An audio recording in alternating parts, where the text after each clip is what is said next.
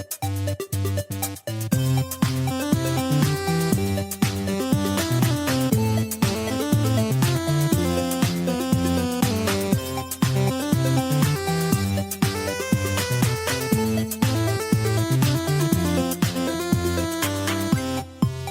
and welcome to the Unofficial Controller Podcast, your weekly gaming podcast, episode number 294 by the reckoning of the sort of keepers of time here at the UCP.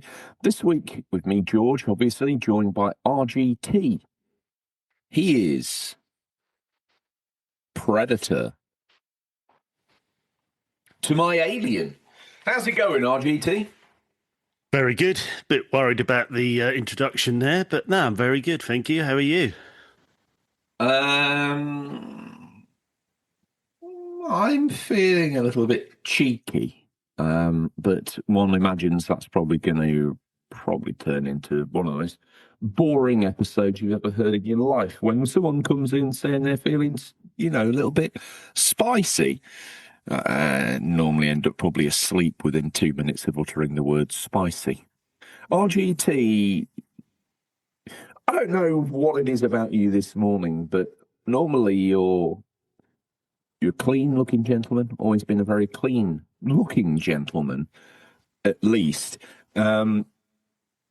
Normally styled your hair, normally put a little bit of effort into your personal upkeep, and just generally your demeanour. Very courteous young man.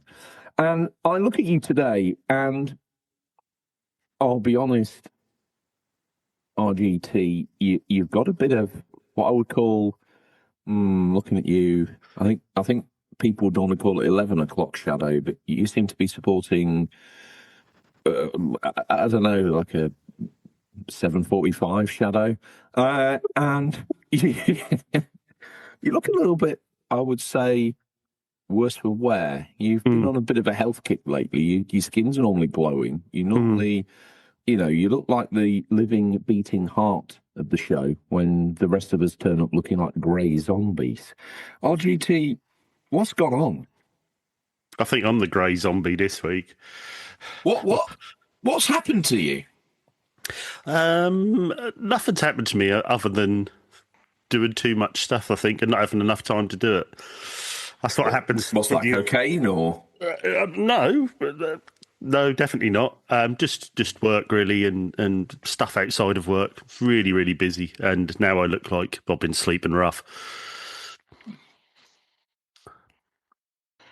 You look like the guy who was a bit too late to the Betty Ford clinic and just had the door shut in his face, and now he's just really basically weighing up his life decisions. Have you been on the what we would refer to here as the POP, aka booze, aka alcoholic beverages? I had a couple last night, but nothing. No, I was out for a meal, so nothing too serious. Just a couple of pints, nice meal, come home. A couple of pints of screen wash, or no? Well, I obviously knew I was looking rough because a guy chucked a quid at me and said, "Go and get yourself a Greggs sausage roll, mate." So I knew I was obviously looking rough. Yeah. So, so you were sort of rough, but you weren't actually getting for free because of read through the bins kind of rough. There's a bit of a distinct line between those two levels of roughness, and I'll be honest, you look like a bin raider to me. Yeah, I feel like one at the moment. Awesome. Okay, well, tell me, what is a bin raider like? What's a bin raider bin play? This is going to be a long show. Pretty much same as last week. Had another couple of hours on Resistance 2. Been really enjoying it. Show me the colour of your inside flesh on Resistance 2. What's your takeaway of that? Because I think I went around last time, but I think I heard you waffling on about it, and you said, "Oh well, yeah." George said, "Oh, you need a bit of a palate cleanser because Straight 2 can be." I didn't stick the landing because it was just a bit more of the same. Graphically, I agreed with what you said; it improved, not in the leaps and bounds. I'll be honest, I expected when I transitioned from 1 to 2. Seeing some of the ropiness that was in 1 PS3 launch title, admittedly in Europe, I was like, "Wow, that's acceptable." But Resistance 2, I kind of wanted my eyes out on stalks, and they weren't necessarily.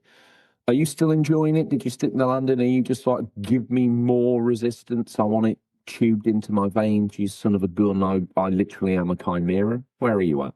Yeah, I'm really enjoying it because I thought I was a bit different to you. I think every time I turn it on, I just think, yeah, they've taken it up to the next level. There's little bits you can see within the game that you could see that when they made the first game, they had a board meeting, sat down and went, right, what do we need to do on the second game?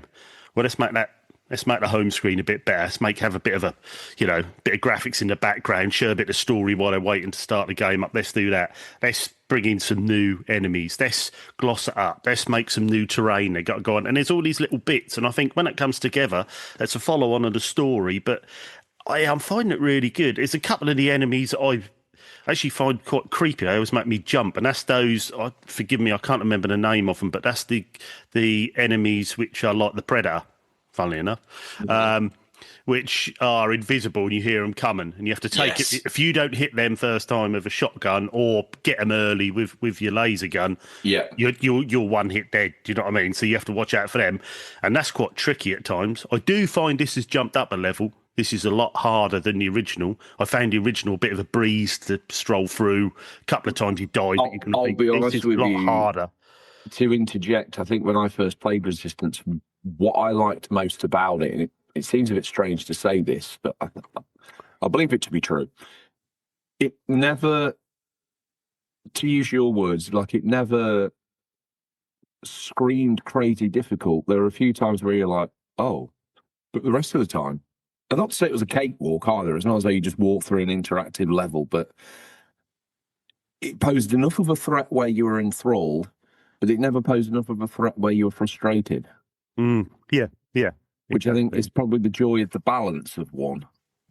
Yeah, that's a good term. Definitely balanced. This one's still balanced, but it's just, I think it's got new enemies, and sometimes I think because they'd learnt the system more to develop, there's levels where there's more involved. So you're not only you getting shot from above, like you're in a gully on one of the levels, and they're shooting you from above. They're coming out of the woods. You've got more going on, which makes it feel more difficult, I suppose. But yeah, it kind of went to an asymmetrical threat, so all of a sudden you didn't know where to be. I had a similar situation yesterday, actually.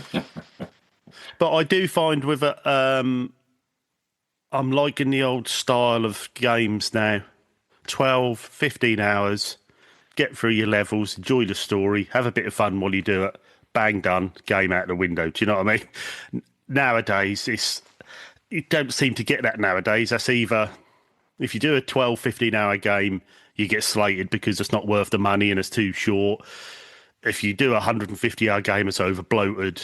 People are trying to get, has to look good, tends to be more nowadays rather than the actual content itself. I just liked it back then when that was, you almost had a rule book to follow when you made a game, and it just seems to work more in my lifestyle now, I think. I'll be honest with you, I don't think I've flocked towards the scale or lack of scale in terms of what's making a game appeal to me at the moment. As you know, I've been spending a lot of time on the PSP, a little bit research for Flashback, a little bit just how I find myself at the moment.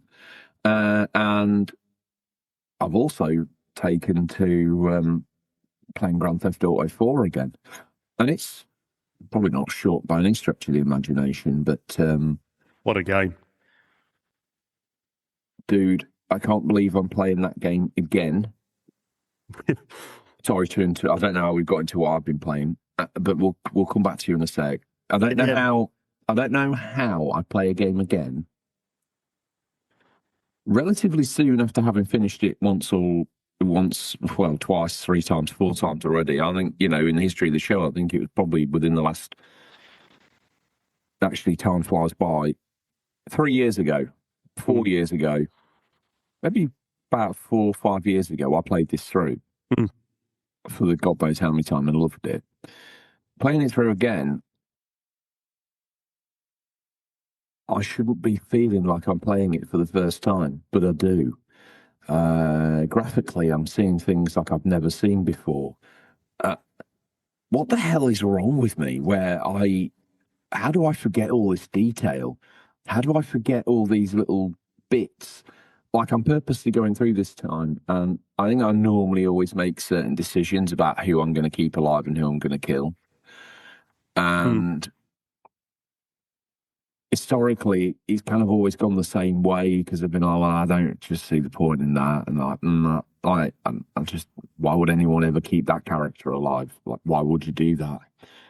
And then I'm going to purposely play it completely different now. I'm going to go through and make all the alternate decisions that I never made before. Even though I don't agree with any of them, I'm doing it because I want to see the full. I want to see everything it can show me. Yeah, and I think with what you were saying about being impressed again, I think there's certain games where we also always say it, we look back in rose-tinted glasses. We always look back, and you remember Halo 1, for instance, being 4K and super smooth. You go back and play it and think, oh, yeah, it's not quite what I remember. But there's very occasionally the odd game where you downplay it in your mind, where you think, when you go to play it, you think, oh, this is going to look rough now, I'm going back to it. But there's certain games that so overachieved. I mean, Grand Theft Auto 4 and that generation, 7th gen consoles, had no right to look as good as it did. It had no right. There was car racing games that had car models that looked like a raised up PS2, but on GTA 4, mate. the car models looked sensational. There's something about GTA 4 where I know if someone had 5 running next to it in ray tracing mode, full hit PC version, all singing, all dancing. No mods, admittedly, but just giving it the full beans, the ray tracing, everything. The fully fledged Beast 5 has become. And you put them side by side, and I'm sure I would even agree, like, yeah, admittedly, 5's got the graphics, but 4's got the look. 4's got the charm. Yeah, 4's it's very got this- stylized. yeah, the start, like, I did my usual thing, right? I got in a taxi and took a trip across town. It's a great way to hear the extra dialogue between the characters. Like I had a conversation, and this is the crazy thing, had a conversation with a taxi driver last night that I could swear blind I've never had with a taxi driver before. And I'm looking out the window and I'm looking at the heat haze coming up, like that autumnal glow. And during the era that Grand Theft Auto 4 was made, I actually went to New York. So in a way, I had this perfect snapshot within the sort of developer time of being in New York in that moment. And I tell you what, dude, I know history fades memories. They got that so right. You can tell they were living there when they made it because it is so right. Anyway, I will come back to that. What else have you been playing?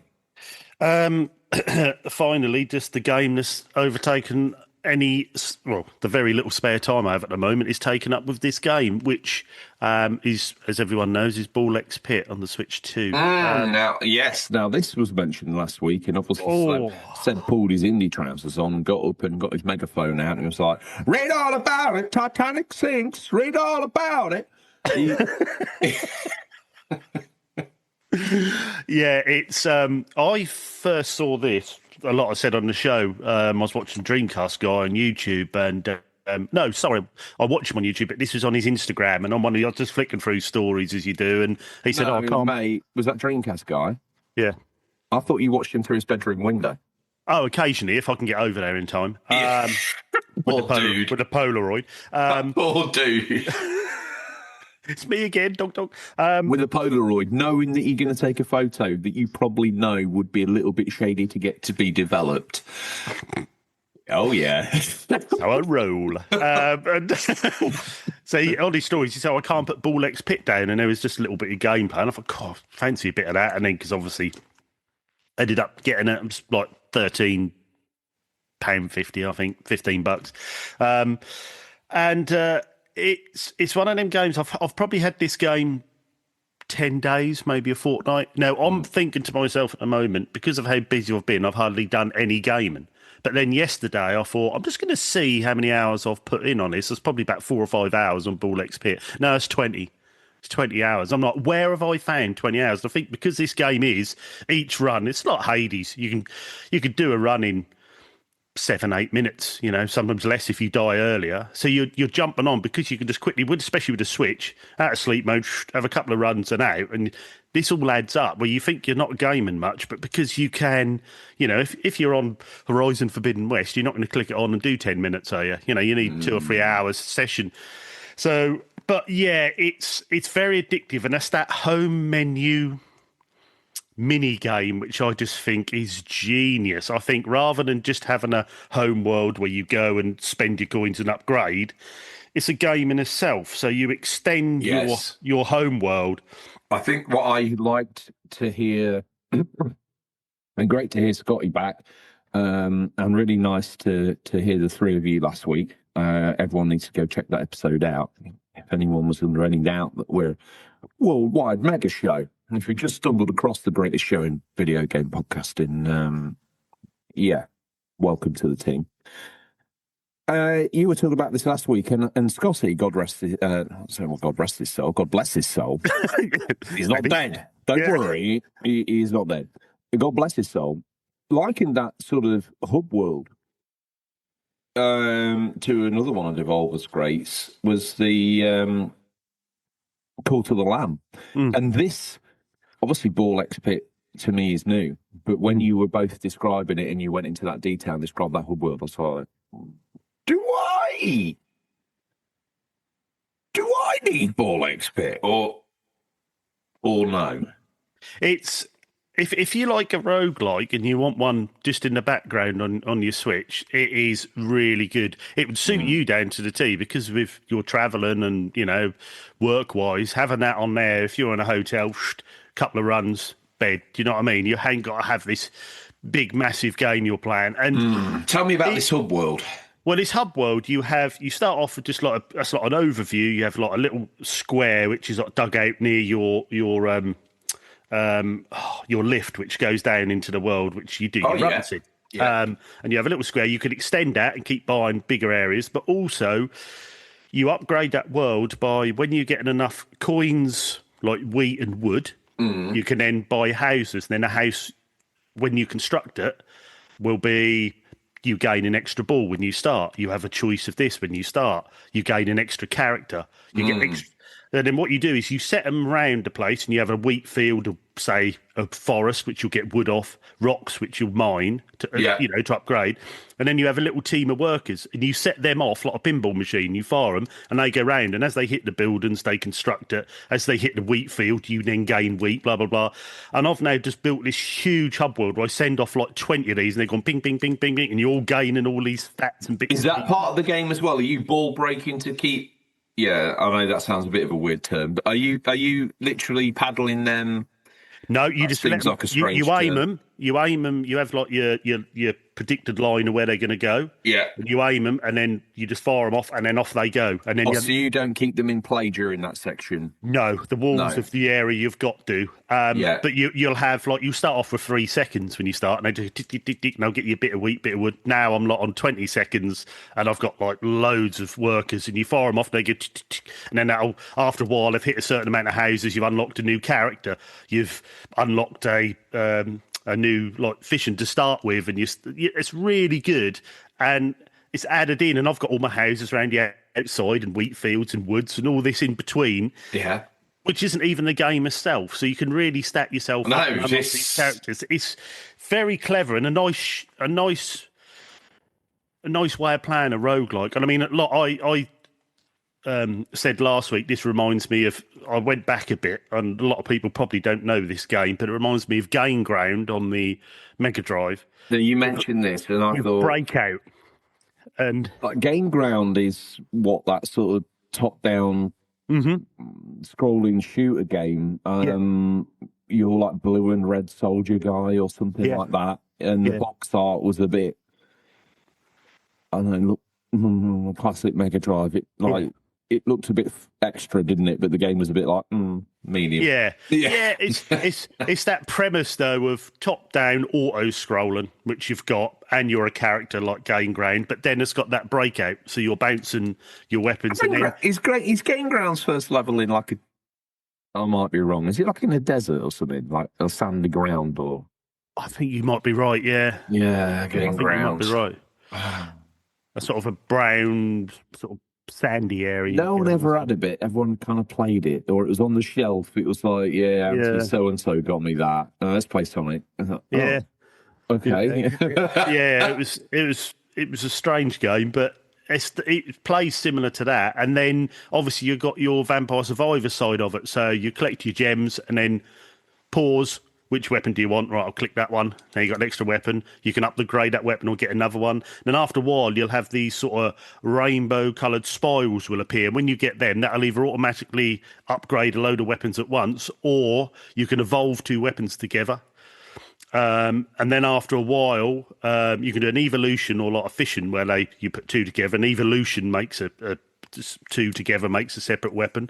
But you can on the fissions, that will give you ones that can be put together, and you just pick which ones and see what weapon you get out of that when they've been put together. But then after a while of playing it, and you get this sort of knack, sometimes you can get two that you've already molded together and then put them together and make a super weapon, and that really get you through. And it's very addictive, runs very well, great premise for a game, very different for a roguelike, but yeah, very addictive, and I can't see me putting it down anytime soon.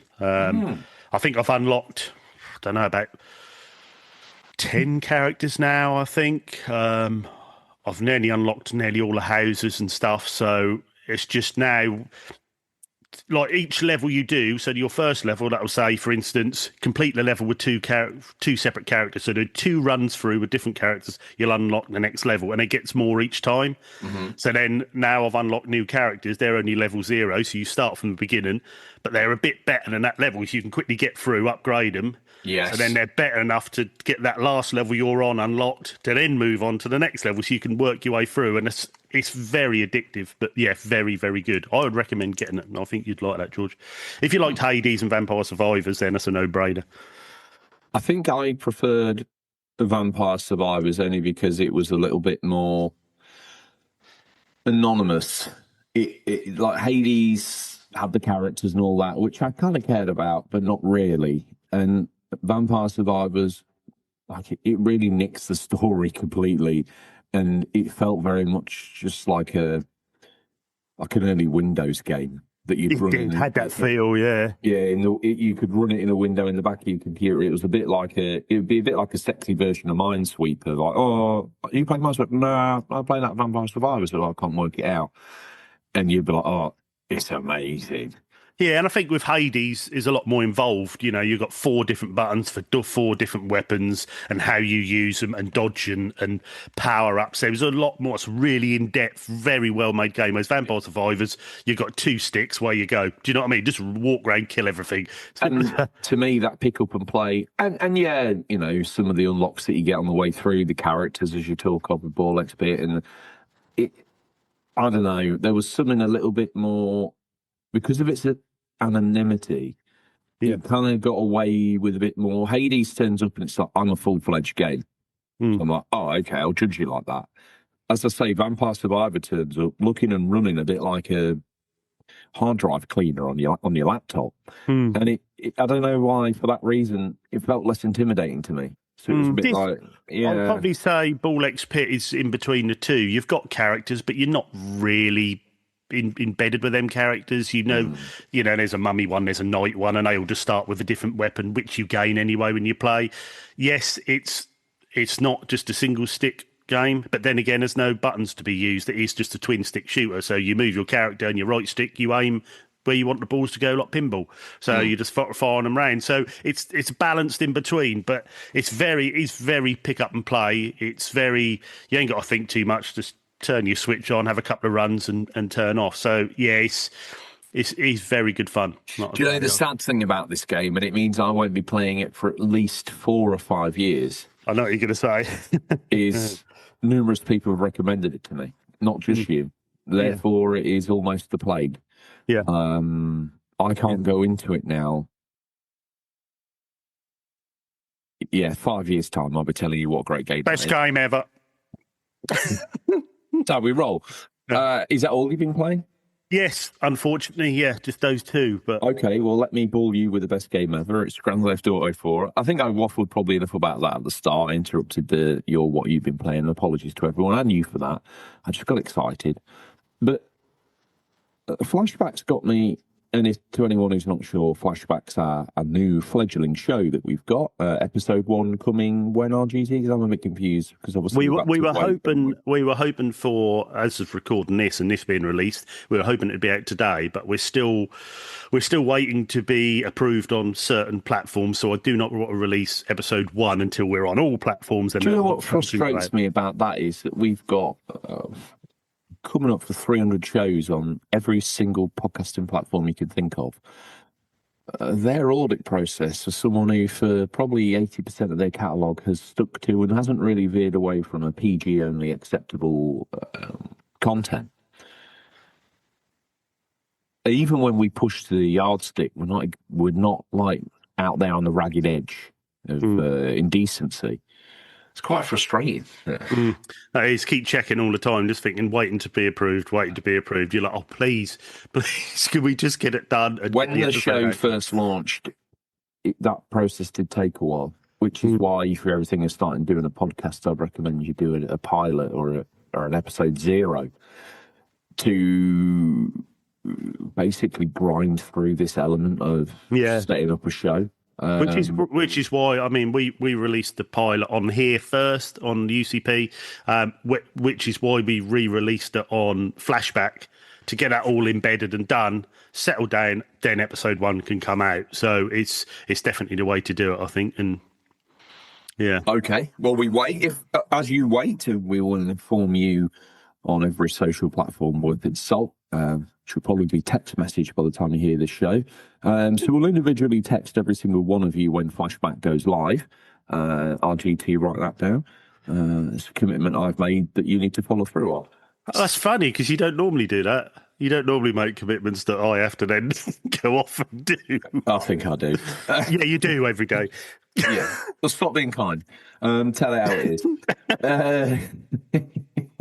So get on board with that. It's obviously, as the show's grown and broadened, some of the topics don't fit on the main show anymore, or we can't really dedicate that. So we've given you Flashback. So that's that's going to be our sort of almost like a documentary style that you love. If you want to get an example of that, get in the main feed and get back and listen to the history of the Mega Drive or something like that as an example. And you'll see exactly what we're trying to do. Flashbacks, literal date and time, so 31st of March 2006. What were the news? What was going on? Great show. Love to see you there. And vice versa, if you're listening to this because you've heard the Flashback pilot, welcome to the team. Lots for you to check out. But we'll get back to that. We will. So GTA 4, I think I don't know where I started on that ramble, but I'm here now. GTA 4, that's it. Yes, been playing lots of these games. I've been realising I think gaming was better.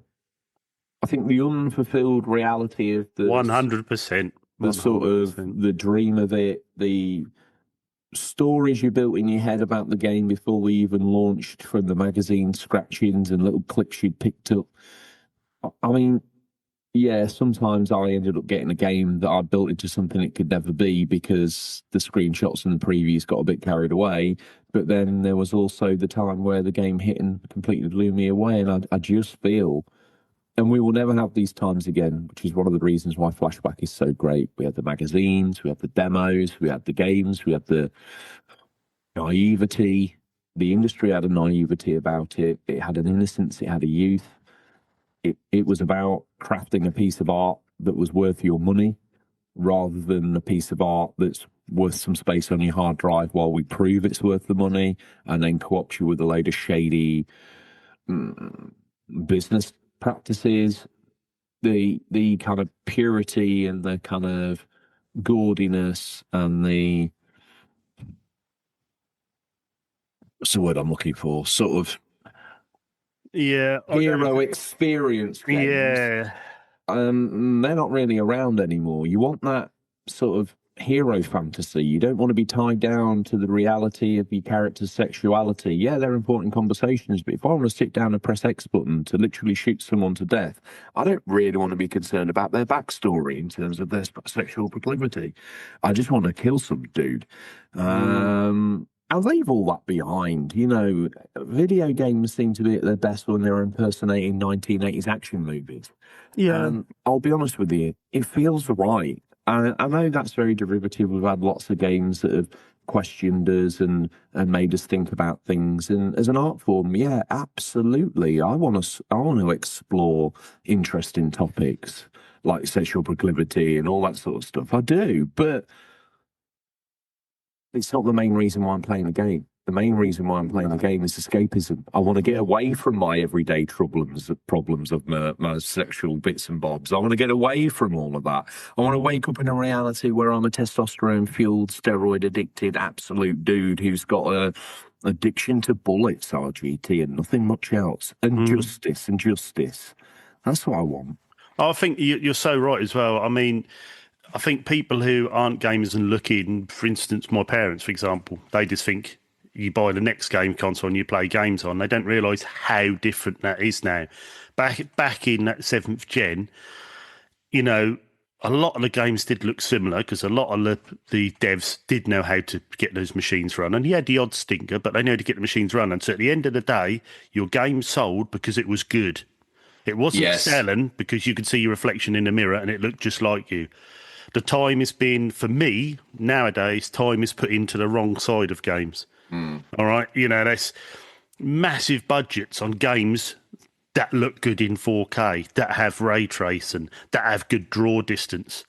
We didn't have that back then, but why were the games, in my opinion, why are the games better from that generation to what they are now? Yeah, you know, listen, I've been playing Liberty City Stories on the PSP. By any stretch of the imagination, this game it barely looks like a game by modern standards. It probably looks like Dog Sick, where if you squint long enough, it arranges into the form of Liberty City that you kind of recognise. Jackson Pollock. It's a bit like that. But you know what? It holds it together. It's got that spirit of the early 2000s, mid 2000s about it, maybe. And yeah, it's got that raw kind of edge to it that I don't see in games. They have to be so safe now. There's a lot of sort of boxes you need to tick. And again, let me just put this out there. I'm all for that in life. But in my video game, I want the hero fantasy again. Stop this now. Let me live like it's 2000. Let me be Nico Bellic without me having to sit down and ponder the deeper meanings of life. He's got enough going on. He's an illegal immigrant. The game very much of the moment is GTA 4, I have to admit. Yeah. I mean, I've probably committed a few sins when I got off the boat, admittedly. Not to typecast anyone, but yeah, I mean, the game compelled me. So I suppose. Oh dear, this game's got a lot. I just generally played the game RGT. You know what it's like? It's a crime simulator. Yeah. In which I'm an illegal immigrant from questionable Eastern European country that's never really mentioned. And that, I'll be honest with you, RGT, I think that's generally all I've played. The PS5's not been turned on in a while. The PS3, obviously the Slim, it's had the SSD in it. Not that it's really making that much difference, but GTA 4 feels solid. So solid. As a result, I think, of the SSD. And just to touch on Liberty City on the PSP, very quickly, I think last time I was on with Seb, I said, oh, you know, you can't have a car. Maybe it was you can't have a car that you like because you're always trashing it and they're hard to drive and the nub's not that great and blah, blah, blah. I've always kind of struggled with third-person driving games. I don't know why. Obviously, I drive in real life, not to any great standard, but I drive in real life and I feel like the turning points feel different when you're in third-person view, and I've never really been able to tie it up in my head. I remember when me and my friend finished Need for Speed Underground 2. I finished that in first-person view. You know, I think you end with the most extreme race you could possibly imagine. And he was trying to do it in third person and failed. And I was like, give it here. So I just let me change your view. Oh, mate, I can't believe you play it like this. And I was just like, this is how you played this game. Everything was like, I became at one with the game, but we did it. And I found when I picked up on the PSP after recording with Seb, and I was looking around, I changed the view, got to the in-car view, all of a sudden, not a scratch on my car. And I have to say about the controls and the handling, this thing goes where I want it to go, pixel perfect now. So, you know, it's about finding the camera that works for you, but it takes away some of the sensitivity of the car movement in a way. And it also removes a lot of the rear swing. I don't know why or how, maybe it's to make the camera playable in that mode, but a lot of the rear swing that used to get carried away and exaggerated in the third person view is completely nixed down in the first person view. Wow. So it's a lot more, it's a lot easier to control. You can, and the width of your car, I find this even on GTA 4 when I played it, if you want to be precise and you want to get around that city and in and out of the traffic like an absolute boss, go first person view. For me, anyway, I know it's different. Go first person view. This thing's just whizzing through there.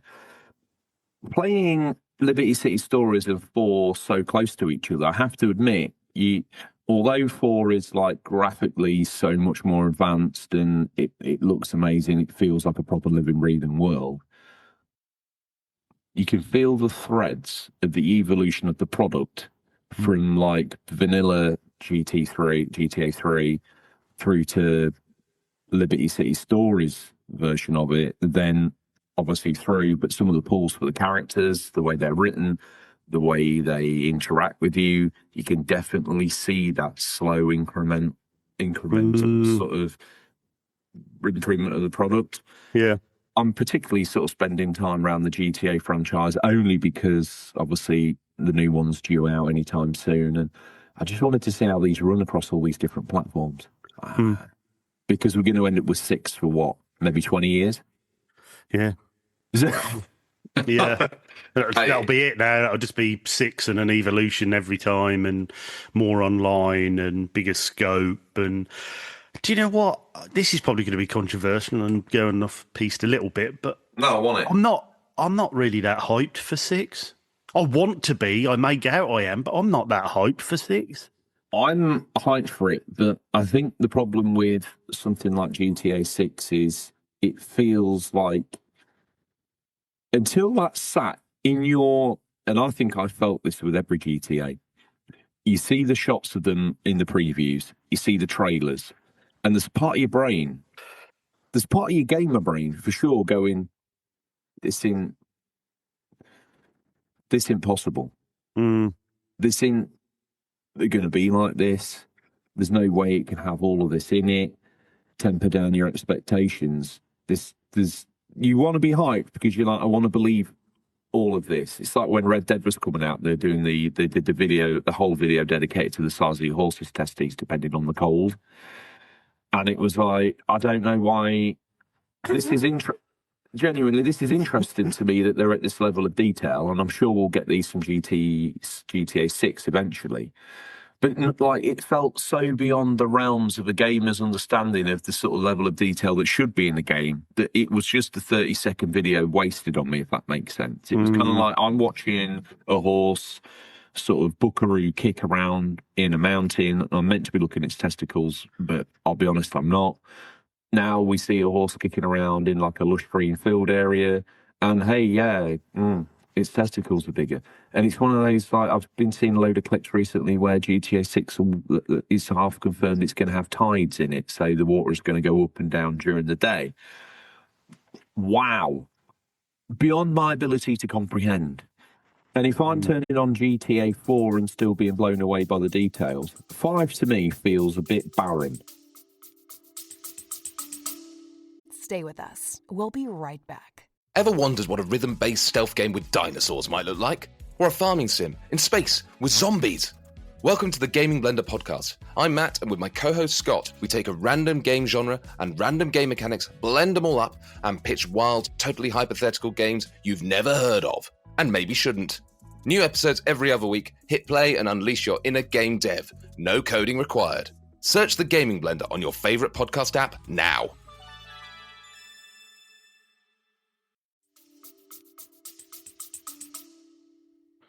Yeah, I mean, I really, really, really enjoyed Five's story. I played for it 2 or 3 times just to see the different endings. I loved the almost Driver San Francisco where you zoom out and go into your character, and every time you'd zoom back to Trevor, he was doing something ridiculously murderous, but it was funny, and that sort of fun. I loved all that. I loved the story, but for me, the online side wasn't for me. I tried it a few times. It just wasn't for me. And where that then went with these ridiculous car race tracks in the sky, all right, people love that. It wasn't for me. And I don't really like where that went. And that's why I think I'm a bit worried about 6. It's got a hell of a game to follow. I mean, GTA 5 has been a juggernaut over 3 generations. Are they going to... I think they've always been quite proud of their craft in terms of storytelling. I think that's something that they're going to struggle to let go of from a one-player game point of view. Which you rave about GTA 5 story. I think it probably, in my humble opinion, and, this is my take on it, I find it a weaker story, only because even when I did the last mission of the game, it felt like I'd just played the last tutorial for the online section. And to me, that pulled away from the one-player element of it, because every single thing felt like it was introducing you to an online mechanic. And okay, if that's the medium you're going to tell me the story through, fair play, relatively advanced level of storytelling and tutorialisms. But I felt a bit robbed.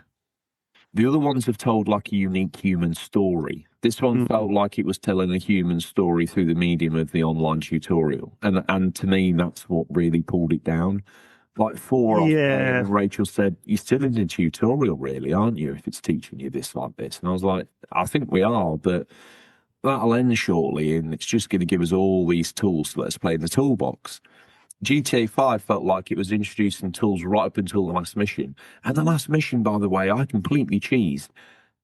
Only because of the game's design, I ended up with like a rocket launcher and loads of rockets. And I just rocked up outside the guy's house, blocked his driveway, literally bazookaed every living thing in his drive, moved on to the next location. All the time in the world, the radio playing, I'm looking at the view, I arrive, block the road, do the same thing. This is the last level. It's meant to be hard. Boom, boom, boom, boom, boof, boof, boof. I mean, no one goes at it as a badass as me. I mean... I've done the same thing on the last level when I first played it, And then pull up to the next one, block the road, boom, boom, boom, boom. Diddle-in, diddle-in, diddle, you've done. And it's like, the credits roll. I'm like, hang on. Are you telling me this game ends with me blocking people's drives like an angry neighbour protesting about a new picket fence? I obliterate them with an RPG 3 times and we're done? Yeah. And I didn't even get a bullet whiz past my ear. Yeah, I think as well with GTA 5, I think it was very ambitious because you it's a single player story, but you've got to tell it through the medium of 3 people. So you've got 3 people's stories that need to be interwoven, which in this detriment has made it weaker because it's hard to get you engrossed because you've got to try and get engrossed in 3 characters. And I felt for one of the characters, 2 of the characters, obviously the main guy with the family, I forget his name, that's how Michael, and then the black dude, the driver guy. I didn't care for Matey Boy, the crazy guy. Trevor, I didn't care for Trevor. And look at me, I don't know the names, yet I know intimately some of the most bizarre characters in GTA 4. By first name, I'd recognise them if they walked past me in the street. Yeah. I shouldn't know random crazy guy that appears near Romans that's a bit sort of nuts who gives you $100, that mysterious stranger. I shouldn't know who he is. If you show me a picture, but I say I'll be like, there's Matey. I'd be, there he is. But... You were always right with that because I always used to say GTA 5 was, technical marvel. Like I say, with playing 3 characters at once, and you always felt like when you'd zoom back into them, they're sitting in a cafe, and then you take over them and carry on. I always thought that was a technical marvel and really good. But you always said to me, 4's the better game, RGT. And then going back and playing it recently and playing through, I was like, do you know what? He is right The with thing that. is, mate, He is right with that. 5 was built to be an online playground for people to enjoy. When you're not online, it's dead. 4 feels like a living, breathing city contained within the disc. No question. It had to be a game. The online, as all games in 2000 or whatever it was, every game had to come with an online. And it was one of those things in the menu you went to maybe when you'd finished the one player. Yeah. Now the online's a thing you go to when you maybe play the one player when you got a bit bored of the online. Like, no, guys, play it how you like. But traditionally, you're going to do the one player, which is why 5 was built like an online tutorial. Yeah. We get distracted, and there's some Rockstar news that I want to get to within the news. So I would say if you've spent any time around the show at all, you know it's time for me to say it's time for the news. We scour the very darkest regions of the internet to bring you the latest stories. First up, in what's becoming the almost religious-like embrace of the Holy Trinity, Push Square. It's the show's favoured son. I bounced him on my knee when he was a small boy, I'm not going to say in what way, but a very innocent, very sort of parental way. Sammy Barker put pen to paper yesterday. He came up with this very vague rumour. Claims Sony may scale back PC ports of PS5 games. So what's the young cherub like Sammy got to say for himself? Well, he's pulled this together. He says it's a complicated time for PlayStation fans. This week saw the announcement of Ratchet & Clank Ranger Rumble and Horizon Steel Frontiers to flagship. That's where you go, you get your Union flag. But no, it's 2 flagship first-party Sony titles that won't be available on PS5. What's this, I hear you cry? Well, there's context that's getting lost in the social media overreaction. Overreaction, barely sorry, even a reaction to this news. PlayStation has wanted to explore mobile for ages and ultimately aim with these projects to expand the brands. Does no one forget in Uncharted Temple Run?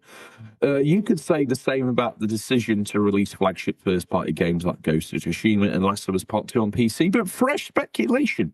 I tell you what, Jez Corden finds himself a little bit out of work as Xbox goes a little bit quiet, so now he's weighing in on everything. He claims the company may be scaling... Hey, listen, RGT. 300 shows under a belt. I think I could tell Jez Corden exactly how it seems. He may be scaling back that strategy. No, now, while in the original quote spotted by Reddit after a podcast appearance, the commentator says he's got word from a very good source. He's since clarified on X that the rumours are very vague. Watch that get watered down. Jesus. That's Jez. So make of that what you will. And here's the tweet. So here's the English section. Just want to add these are very vague rumours, he says. So let's give him his credit. Great looking beard. And just podcast discussion and speculation. It's not a serious report or leak.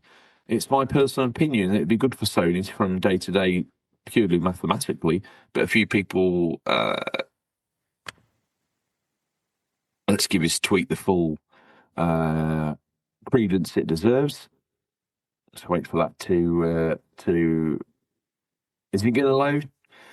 Who knows? I blame Elon Musk, to be fair. Yeah. And you're on a Commodore 64, that don't help. Yeah, and a few people saw me say that and told me that they'd heard otherwise. I don't do PlayStation reporting and shouldn't be used as a source of info for it beyond basic opinion speculations unless it's... okay, so I don't quite know what Jez was on about there, but they seem to be pulling back from PC, is alleged from PlayStation. This is all in the aftermath of discoveries made on the PlayStation 5 operating system last week, where fans data mined a cross-buy icon, potentially pointing to some kind of launcher for PlayStation games on PC. James Corden as Jez. He's not the carpool karaoke guy, although I think they both prey off each other's fame. Corden has since clarified it's not a serious report or leak, and the insinuation is that would only apply to single-player games should be actually true anyway. We do know that Sony recently removed game revenue from Beyond Console from its list of strategic indicators, suggesting releasing its software outside of the PlayStation ecosystem isn't a big priority anymore. But we already know off-console sales are effectively a footnote for the PlayStation business. In the most recent quarterly report, multi-format games accounted for approximately 2% of the division's overall income, and that includes over a month of Helldivers 2 on Xbox as well. Sammy says he doesn't think there's much to this story, really. I'm inclined to agree, but as always with the UCP, you'll see why I brought this stinking pile of dog doo-doo here. We imagine Sony will continue on its path. It's been on for a while, porting the odd title here and there and supporting its live service events where they make sense. RGT, the reason this is here, we keep talking about this everything, everywhere, all at once strategy that Xbox seems to be quite gainfully going down, and it seems to be a novel strategy and one that certainly needs exploring, especially if you are the third wheel, unfortunately, at the console love tryst. Yes, I didn't know what else to say. We kept it relatively clean, don't panic, although we've been a little bit edgy this show. You're on your third verbal warning. 16 more of those and you'll be out the door. So can't say I'm not fair. PlayStation, we've talked a few times. Obviously, we've also got a bit of news about the newly announced Steam machine. The industry's flipping and flopping. It doesn't really quite know what to do. But with Xbox pulling back and the exclusives becoming available everywhere, I wondered if PlayStation might go, oh, this could be a mistake. Maybe we need to reverse course hard, get behind our library of characters and do a Nintendo. And although even Jez's own words, it sounds like just something he made up on a podcast when he felt he needed to say something that would keep people interested and didn't quite realise that little footnote of his would be listened to, explored and extrapolated upon. But Jez, when you get a name in the industry, you can't just say whatever you like one afternoon because someone's going to probably report it on Twitter as if it's legitimate news. Now, ramping back on these PC movements, I want to know your opinion on that, RGT, but I also want to frame it up as though with this as an extra bit of information. If these PC ports had been an absolute wall-crushing, genre-defining, platform-boosting sales extravaganza, the like of which Sony probably predicted would happen when people who had been waiting, who hadn't been bothered to buy a PlayStation platform of any kind, finally got their hands on The Last of Us Part 2, for example. They've probably already watched it played through on YouTube and don't give two brats' asses about the game, hence it's selling about 4 copies on the afternoon of launch, 2 of which to Shuya Yoshida. RG, where's all this going, basically, I think I'm asking you? I think whether this very vague rumour has any substance to it, I don't know. I mean, this has actually cropped up before recording on my YouTube algorithm where people said, Sony hates PC. Calm down. Someone's just had a little comment on a show, just chill. Des Gordon and Windows Central and Xbox sort of, I don't know, pariah. Says something about PlayStation, one loses his mind, thinks it's real. Yeah, I mean, I'd be surprised because they've put a lot of money in recently to trying to get onto PC and releasing games on PC. Yes, cross-buy, data mined cross-buy button. Exactly. But also, I think this just says where the hobby, where the industry, where gaming is at the moment is very unstable. I mean, I look at it now and I'm just thinking, what is the future? Xbox is on this crazy, weird thing where they just changing their mind every 2 minutes.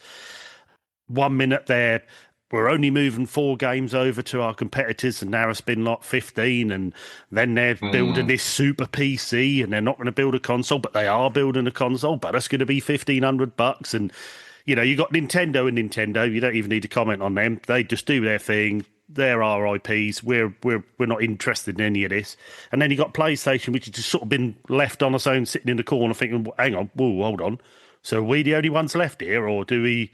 Hang on, there's a Steam machine coming out. Are they going to be playing our titles on the Steam machine? Yes. Do we? Now, what do we do? We make money by selling them on Steam machine, or do we say, oh, hold on, like you said, we're Nintendo? If ever there was a war to be won, Nintendo declared Switzerland day one and went,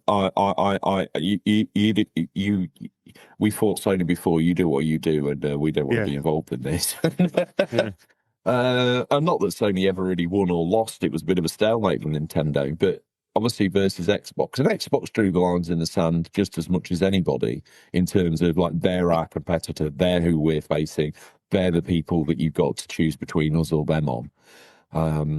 It was that generational long toxic console war that kind of produces column inches, hours of content on YouTube that's forgotten next week, and back in the day would have been half a magazine's worth of speculation and drivel.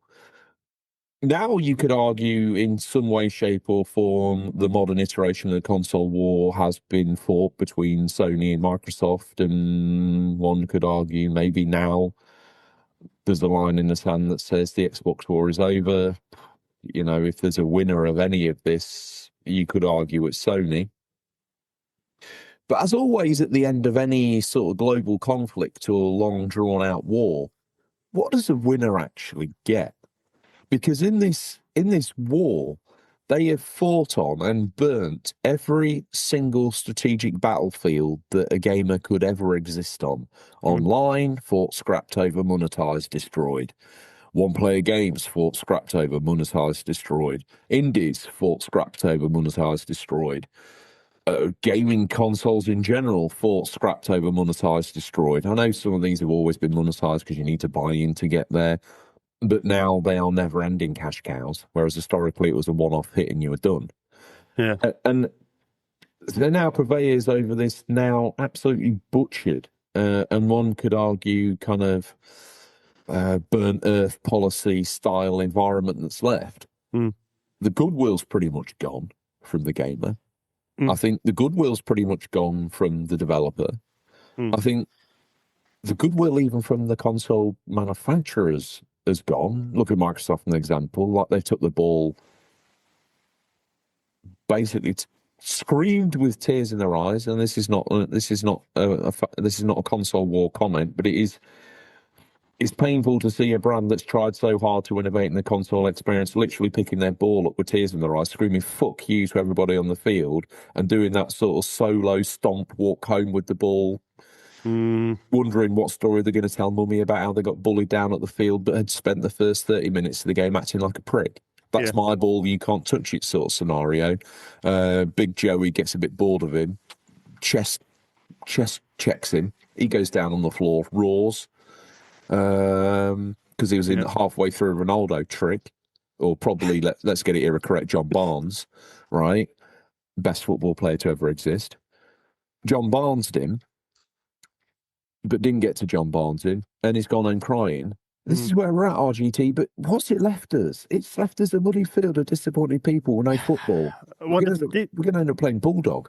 The two things for me from this is we all suffer if, I'm not a believer in console wars, but when you've got two competitors, Xbox 360, PS3, which we said was the best generation because they were neck and neck and going at it and releasing great games to keep taking each other on, we benefited. Sony had to get classy to survive that. And it was that classiness that kind of pervades over that era, the end of the PS3. The first half of the PS3 was garbage. The second half, with the help of like IGN Beyond and support of the wider gaming community, fed into what made the PS4 so bloody good. Yeah, and when you're at that level next to each other, you know, like I say, we win because we're getting the games that they're trying to get the best games out there. You take one of them away and you're on your own, who suffers? We suffer. We suffer. Not only that, you've got video games are the biggest entertainment industry in the world, bar none, and not even close. The billions and billions and billions every year, yet we're in probably one of the worst positions we've ever been in. How does that work? There's billions and billions of pounds made on gaming every year, yet as a consumer, we've hardly got any choice left. We've got a Steam machine coming that we don't really know about. Xbox is probably going to make a console that you can play on the moon because God knows what they're doing. And then Sony are just like, well, do we go on PC? Going back to the... Isn't this a wider... Where are we? Sorry to bring the UCP's famous for not bringing politics into it, but broadly speaking, and I don't think this just applies to Sony, and this is why I'm going to bring it out, or the gaming industry in general. Does the world find itself in a place where tax revenue, more than it's ever been, billions of dollars coming in, billions of dollars, pounds coming in across the world, whatever, euros, whatever you like, more revenue there's ever been pulled in from a global population in the history of whatever, and there's no money left. There's nothing. Everyone's broke. The countries are broke. They can't give you anything. You barely know if your bin's going to get emptied, especially if you're in the sort of area of Birmingham. What's going on? Well, all this money made, yet nothing can be given. And it's across, you look at the car industry, same. You look at the food industry, on its arse. You look at the gaming industry, on its arse might be a strong term, but confused? So confused. Well, I think, sorry, this is going off topic a bit, but I think Tesco's have announced billions of extra profit, yet we're in a cost of living crisis. That tells you everything. And it's similar in the games industry. If you remember, games had to sell. They were on a respectable budget. They had to be made the best they could and get them out the door and sell. And we got a good product at the end of it. Then the money men come in. Just remember Cyberpunk 2077. Why was that released? Because the money men wanted to make the money. When all these, what was that called? The big company that was buying up all the studios. Were they from Sweden? What were they called? I can't remember now. Oh, Tencent. No, not Tencent, the other one. I can't remember. But they were buying all these companies up. And they've had to now you don't hear about them now because they've been selling companies off because they bought so many. They were actually competing against themselves because they had so many studios with games that were actually competing against their own market, and then they started folding in. But it's because these big billionaires, these big companies are investing in something they think, that's where all the money's being made, we need to get in it. The consumer suffers. Whenever that happens, the consumer suffers. And unfortunately, I've said the big game crash is coming. We're now in it.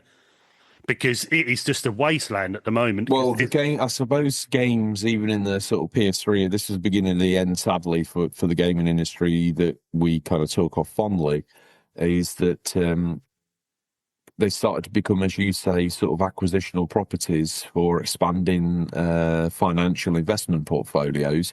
They stopped being a means of funding an artistic endeavour. Games have always needed to make money because the artist wants to probably cut his ear off and get wasted on high on his own supply. That's artists for you. But then you add in a money man to that mix, and the artist can't. What do you normally do on a Wednesday? I normally drink absinthe, self-harm, and do my best work. Yeah, that won't be happening anymore. That artistic indulgence that you wanted? Yeah. No, this afternoon I want you sober as a judge drawing at pixel level this guy's hairdo. Oh. Okay, no problems. You pay my wages, but there's going to be no passion in that at all. I don't care for passion, Sebastian. I just want to see a game out on Tuesday, and I don't even really care if it works. Yeah. But just do it, Sebastian. Okay. Yeah. And so you got these troubled artistic types being forced to live in a corporate hellhole. You can see why we've had some of the strikes that we've had. Rockstar employees walking out recently, apparently oversharing secrets, but then there's also an element of unionisation going on there. Obviously, you got one of the Hauser brothers left, that foundation, that software house. You got to think, the artistic muse of the safe space of the gaming artiste is gone, isn't it? Well, like we say, Gen 7, when you made a game, for instance, GTA 4, going back to it again, sorry, listeners, but they wanted to make their game. They wanted to make it as best they could. They wanted to have a game of the year. They wanted to make the next generation of GTA. Let me give you a prime example of that generation and someone who embodies the artiste, but also the gamer. And where the hell is he now? Cliffy B. Yeah. And the problem is, nowadays, when they sit down for a new title, the first thing they say is, how can we make 3 billion off this game? How can we, this online game, make us... So the I think it's more shift of what a insidious than game that, is successful, mate. I actually think what a it's more shift is insidious. gone.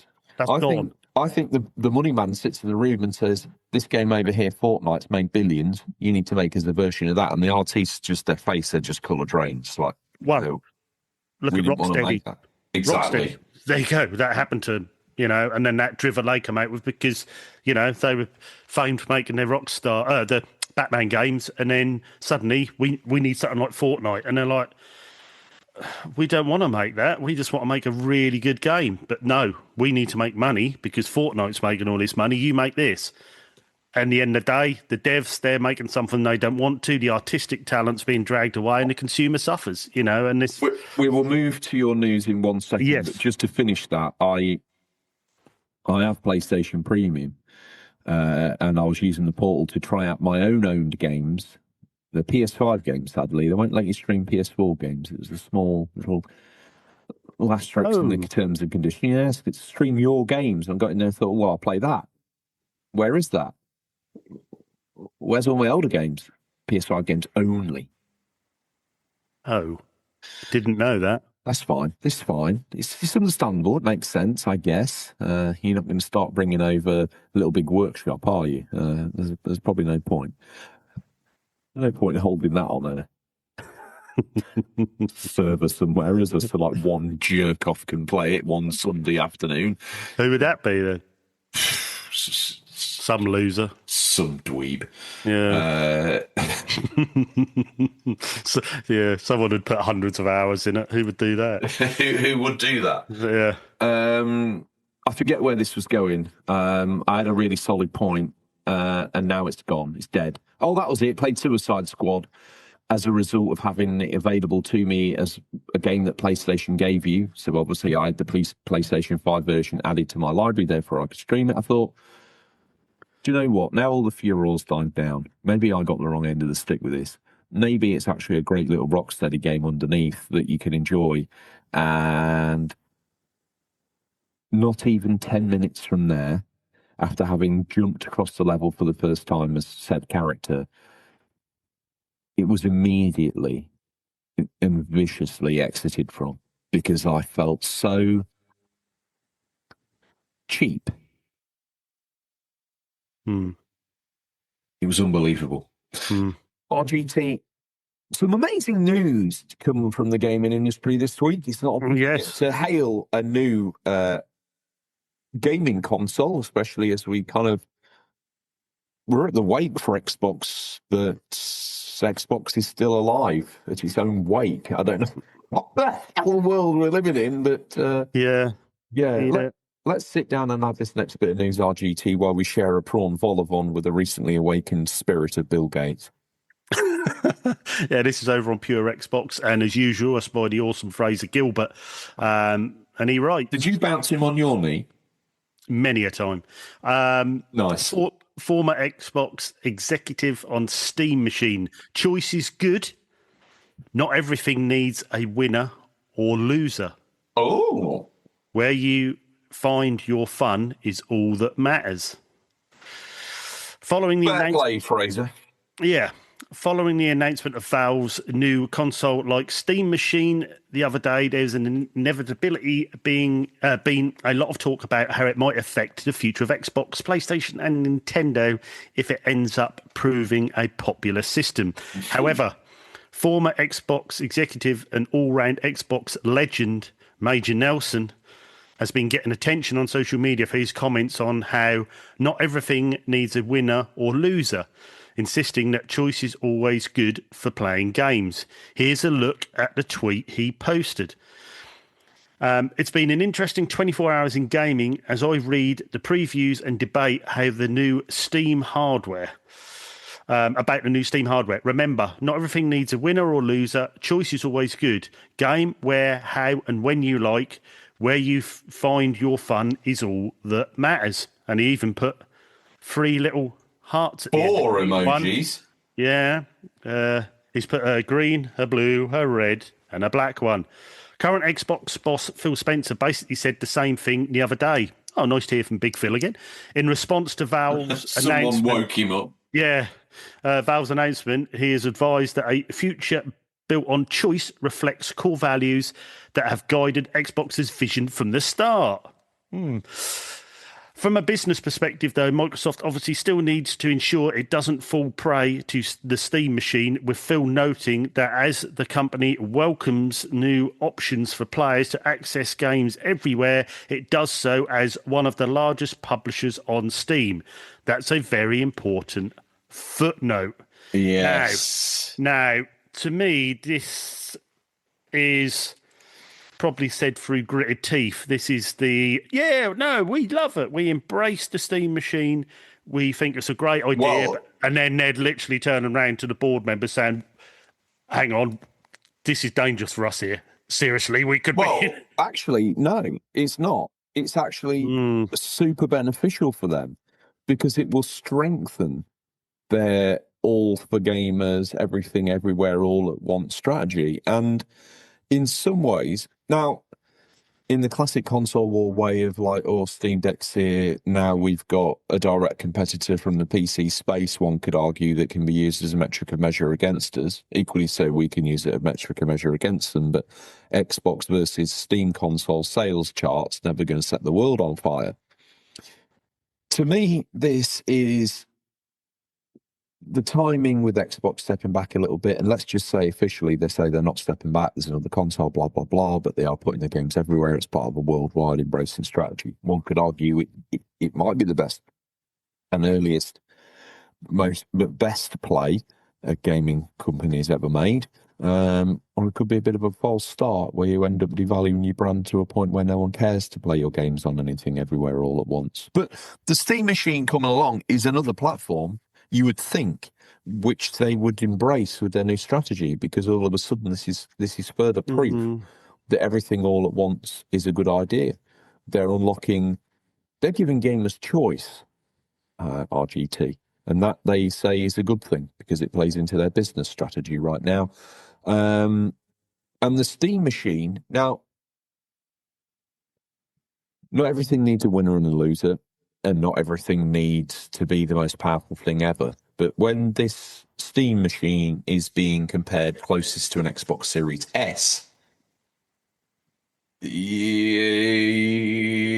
halfway through or in the death knells of this current generation, you would have to imagine that's a bit silly. But it's a foot in the... Well, I don't know, RGT. It's a foot in the door, but If you can get a console out the door for $350, and someone like me and you who don't PC game or don't have Steam, that's at that sort of market value where you think I could dip my toes in Steam here. Now, if you're doing like Xbox are doing, a £1,500 PC hybrid console, that's pretty much ruled us out. We're probably not going to touch that. But this is very alluring to the console gamer that maybe wants to dip into Steam, wants to dip into all them indies and early games and the 16,000 game library. I get all of that. And at $300, it's almost disposable money, I guess, in this day and age. I thought that was sayable. That sounds And also, I think crazy. Nowadays, gamers are coming round. That's not all about 8K, 120 frames per second, ray tracing. We just want good games. And I think people have cottoned on to that. We just want good games. But I feel, let's face it, coming with the most powerful machine on planet Earth was a strategy that they've seen other people try and didn't work. Coming at it with a machine that's at the back end of the power generation, almost halfway through this gen, even at disposable money, it feels a bit of a stretch. I get what you're saying about look at the library and all the things that you can play, and it's more than capable of playing everything in this library. Totally is. But come the next wave of mega PCs, which is happening either now or around the corner, come the next wave of gaming console, which is happening now or just around the corner, this thing starts to look a bit like a Switch, dude. And it's not even out yet. Yeah, but you're comparing it to a PC. I don't think you need to compare it to a PC. It's just going to be on the consoles. I'm comparing it to this gen of consoles that's nearly over. Yeah, but Steam aren't in no generations. They're not in there. They're just launching something completely, They're not into hybrid. generations, RGT. I completely agree. But for some reason, game developers are. Yeah, I can see that. But I think it's a bit like the Steam Deck. It's a test bed. Let's launch this cheaper hybrid console. Let's see how many people join Steam. Let's see if the Steam figures go up. Like I say, 16,000 games are now all ready to play, let alone what's coming out. And I think with a cost of living crisis, and the price of consoles going up. I mean, the price of the PS5 Pro and all these consoles, 700, 800, pushing on 1,000 for the top Rogue X Ally Xbox, whatever it is. If you can get, slightly down-res graphics, but if you can get Steam on your TV in a small box with all them games on for $350, I think they're planning to a social market at the minute and where people are sitting. And I think it could be a winner, this. I really do. Mate, you'd be telling me next to Steam Deck's a winner. And although it's a great piece of technology, in terms of moving the needle financially for Steam, it's done nothing. Really? They've sold, for what I think they've oversold what they expected. They never went out to sell 50 million of them, but I think they've done, it's enough. They've obviously done enough to warrant, right, let's try something else now. Let's push on to a home system. Yes, it may not be for everyone, but I think they're, like you say, they're trying to sit in that middle ground between console gamers, PC gamers, draw them console gamers over, but also the PC gamers that don't want to go and spend $3,000 on a new graphics card and would like to just play their Steam on the TV. There is a gap there. Whether that gap works or not, I don't know. I think it's quite a good idea. I can see a lot, maybe Xbox fans that have now gone a bit, I don't know, we're not really that interested in Xbox anymore. They've gone a bit off piece to what we'd like. Maybe they'd try it rather than go all full PC. I was trying to Steam machine. Well, rather than go full PC, I think the Xbox existed as a space for the gamer that probably thought about being a PC gamer but knew he wasn't and wanted a console. Very true. Yeah, very true. Yeah. Steam Machine kind of fills that space. It does feel the next... To me, Steam Machine feels like the safest, most familiar landing zone for a frustrated OG Xbox supporter. Someone who's been there remembers the iconic days of the rumours of the Silver X and the Xbox and Microsoft to come into the gaming market and it's the most powerful machine and blah, blah, blah. This isn't that, but it's that kind of foot in the door. I think that if you've been with Microsoft since the original Xbox and you are feeling a little bit burnt by their current decisions, not reflecting maybe how you thought this would go, maybe Steam Machine's a perfect landing place, but I wouldn't be getting rid of your Series X anytime soon. No. It's 3 times the machine in terms of capability that the Steam Machine is. And I think just for this gen, it's an interesting experiment that we watch play out. And I'm intrigued by it, and I think I agree with you about the proposition, but I won't be buying this Steam Machine. If I was to buy any Steam Machine, it will be whatever the next iteration of that Steam Machine is. And I pray that when the next one comes out, and this is just a small dalliance or will be seen as like the cheaper entry-level model that they will almost continuously do, that we get a Steam Machine V2 or a Steam Machine Plus. Because my frustration here is I would quite like to get on board with the Steam Machine RGT. Me but too. I feel like my legs would be stretched so far apart that I would split down the middle in regards to I would want to get behind this machine, but then I would also want to use this machine to play all the latest and greatest PC games, but would be frustrated that the fidelity was less than the console I technically was leaving. I know I don't have to technically leave it, but let's say I'm more of a budget guy. Oh, I see what you mean, yeah. And I can only have one machine at a time. My frustration at moving to the all singing, all dancing, all things to all men Steam Machine, leaving behind my ecosystem that I built, I would feel a bit cheated. That's a good point. Yeah, that's a bit Switch 2 PS5 with me at the moment, because there's certain games that I want to have on the Switch 2 and make it my primary console, but the PS5 version is better. So you tend to buy. Yeah, I know what you mean. And that's from the guns. I know that power doesn't matter. I know that some of these people, they don't want to play the latest games. But one would imagine there's quite a large subsection of people that do and probably want to capitalise on making this their one box under the TV. Mm. And if it had a little bit more guts, if it had been comparable to a Series X or a PS5 vanilla, I think I would be like, this seems more familiar to me. But to peg it to the placeholder of the Series S, a very capable machine, I'm not here to poo-poo it at all. I think without the Series S, this gen would be even worse for Xbox, in my humble opinion. But in terms of a brand new machine coming out today, you've barely got the legs on Switch 2, and even it's on a ever thinning wedge of diminishing returns in terms of its ability to keep up with the current generation. I think at the minute Switch 2 is getting away with it. We've talked about this. It's just about getting away with it.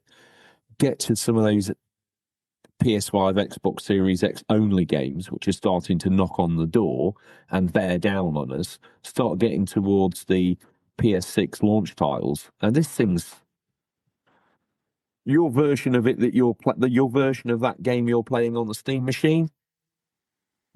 It's going to look awful. It is, but for people that are wanting it as their main console, yes, I agree with that. But I think this is going to lure a lot of people to dip their toe into Steam. Just the interface, the system itself, what is on there. I think people are going to be a bit tempted with that. Not necessarily have it as their main console, but have Steam as well. Just have that Steam option under your telly. People have been giving up Games Pass in their droves.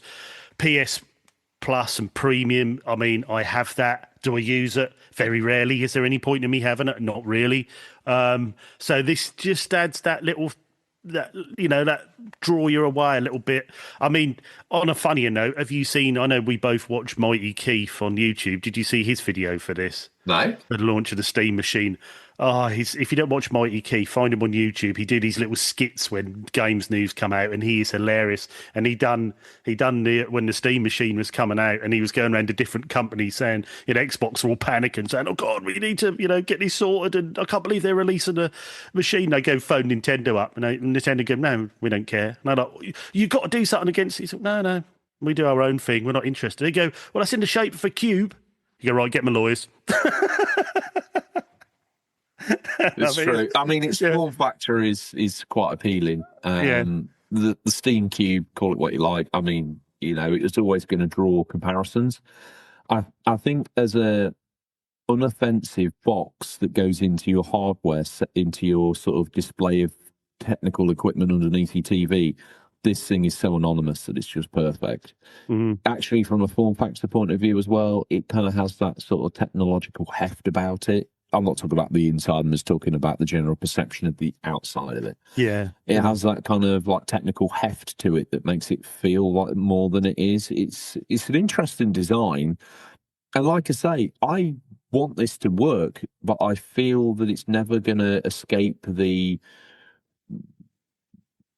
sort of sticky, sloppy mud that people like me are going to throw at it saying, I want to get behind this.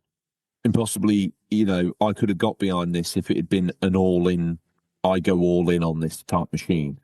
And I just want to see it. I suppose you really can boil my argument down to, I just wanted to see a little bit more future-proofing, because it feels to me like, if someone buys this, great, it lets us know what we can get away with, but fall on you for shame on you for buying this, because even the Steam official stats for this latest game you've been all excited about playing, Georgie, it's not going to run it. And I just don't want that. I don't want that.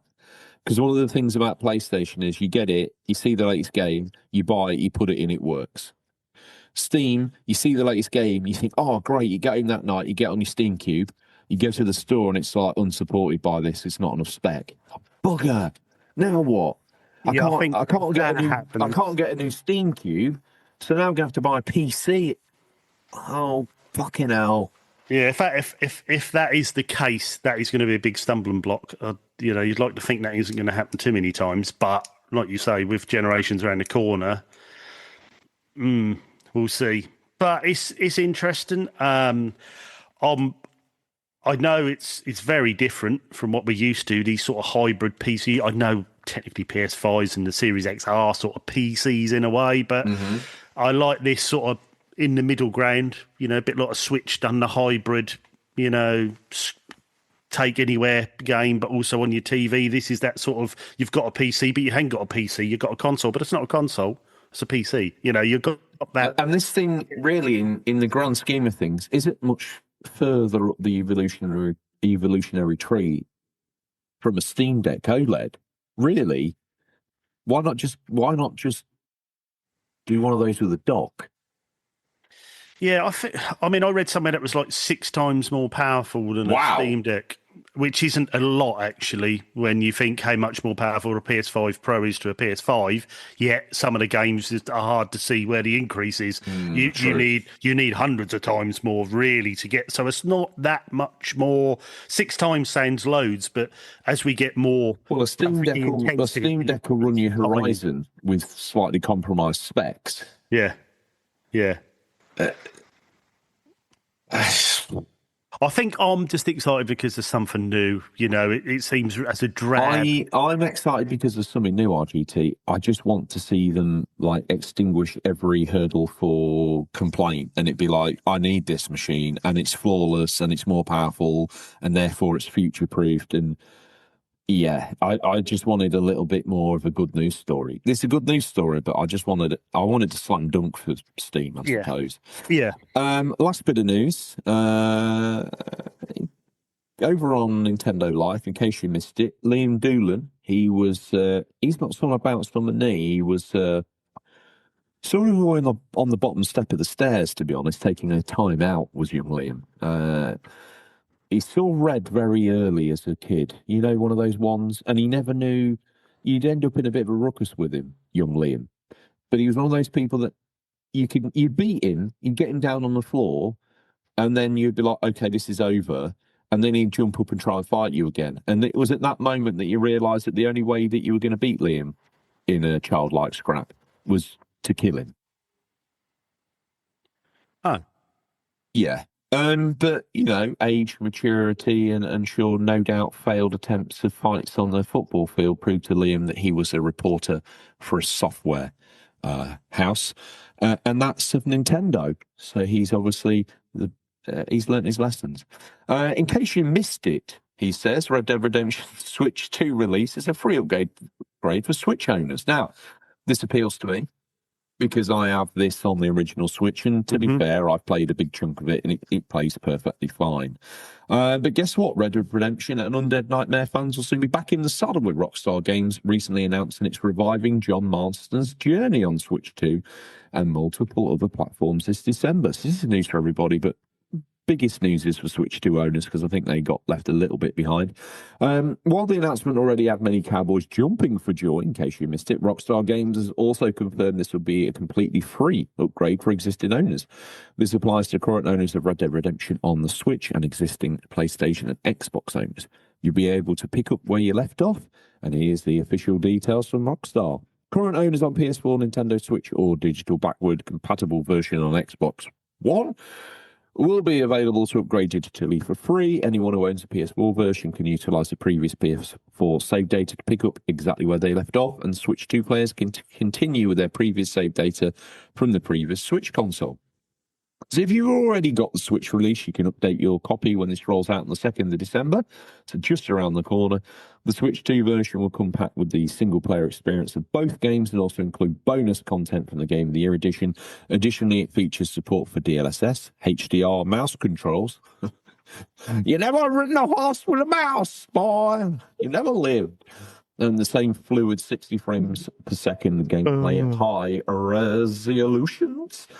In other news, Red Dead 2 potentially coming to Switch 2 also resurfaced this week following an announcement from the podcaster.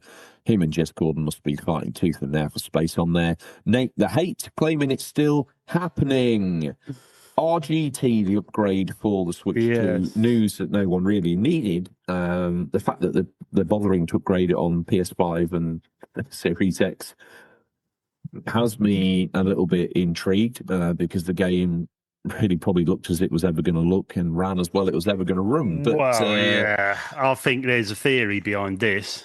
I think this was going to be a little paid upgrade, this game, and then when they announced that GTA 6 was being delayed and people were quite annoyed and why is it delayed and why is this? Oh, hang on, don't worry, we've got a little freebie for you. Here you go, you have this upgraded for now.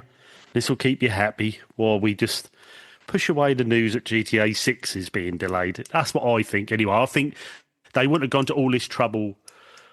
One thing I want to know is this. Is your biggest game that generation Red Dead 1?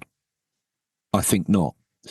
I think your biggest generation game that generation, apart from GTA 5, was GTA 4. A game much like Red Dead that was kind of abandoned, left struggling on a desert island that was last-gen platforms. Bringing Red Dead 2, Red Dead 1 up to a platform that you could play Red Dead 1 all the way through and then watch through the credits and seamlessly pick up Red Dead 2 and it be an almost seamless transition. Fair play. I thought they'd utilised the map that they made for 2 to remake 1 by now, but that's obviously beyond them. Far too much money involved, and I guess the money investment versus money out formula didn't produce anything where near that we'd like. So it's just a gamer's wet dream. But if you're doing all this with a game that's running on an engine that's powering GTA 4 and the Switch is lacking any form of Grand Theft Auto at all, apart from the remastered OG trilogy, it seems like it would be a slam dunk to re-release a game that is your most successfully reviewed game of all time. It would make sense to give players the chance to experience the HD universe for the first time all over again. And I'm thinking it'd be Game of the Year edition, Lost and the Damned, Ballad of Gay Tony. Oh, imagine. That's a package that you could put out on PS5 and Switch 2, Xbox Series X, PC even. All singing or dancing, even if it's not a remaster, but just get the modern consoles using all of their grunt to do all of the features of the upper end of the PC version and a bit more. Why leave that there to die the way they have? For me, you're so right with this, and this makes so much sense now because they could have had a remastered GTA 4, PS5 edition, Series X edition, with, like you say, Game of the Year edition or complete edition with Lost and Damned, Ballad of Gay Tony, all chucked in. Have like they did with the trilogy they done. Have the 3 games up on your home screen. Pick which one you're going to play. Yeah. It would look stunning. It'd be brilliant. And also, you've got to remember, there's a lot of people, there's a lot of younger people, their main game is GTA 5. They just play online all the time. They've never played Red Dead. They've probably never heard of it. So to give them a stopgap between this and GTA 6, release GTA 4, so they can go play. I would argue the one that most modern GTA players have not played because they've not been able to. Exactly. And I think it's a no-brainer. Release a remastered GTA 4 and to keep people going until GTA 6 comes out. I think it'd sell really well. We'd buy it, wouldn't we? We'd buy it. Well, you've got the PC version, right, which wouldn't take much more than a button remapping and uploading the button prompts of that said console to the engine. Yeah. Here's me being very simple here. Yeah. The PC version would technically then run on Xbox, PS2, and Switch 2. A little bit of a finicking, change this, change that, change the other. Let them go as much as they can on those systems. House performance, this is a bit ropey on Switch 2, but if we pull it back 10%, it's perfect. Do that. PS5, no sweat. Xbox Series X, barely knows it's turned on, boss. Perfect. Get it published. Yeah, it makes me wonder why they haven't done this. They're very quiet on GTA 4. And There's always these constant rumours about this remake. This never happened. I don't know if there's a licensing problem or... What, for a couple of the songs? Well, no, not right, even the sacrifice songs. them then, right? I don't know why they wouldn't have done it. It seems really strange. They've done everything else. Why not this? I just find it strange at this. Well, one thing that I would... This Switch 2 upgrade or the next-gen upgrade, PS5, Xbox Series X, Switch 2 of Red Dead 1, I would argue it was unnecessary. The game was already working on Switch 2 via Switch 1 backwards compatibility, on PS5 with PS4 backwards compatibility. It was working on Series X, even better thanks to the backwards compatibility of that console. It was performing better there than anywhere else. It's fine. What would have seriously moved the needle, even if it wasn't announced to be released this month, Christmas, even middle of next year, is the Red Dead saga. Have 2 and 1 flawlessly working as best as you can in one package that looks nice. Undead Nightmare. Add in Undead Nightmare. Add in the bonus of the OG Red Dead revolver. Just as a curio, running as it is, looking as gross as it is, being exactly what it is. Then have the other 2, call it the Red Dead Saga, smash it out there, no announcements, no upgrades, nothing. It sells gangbusters. Yeah.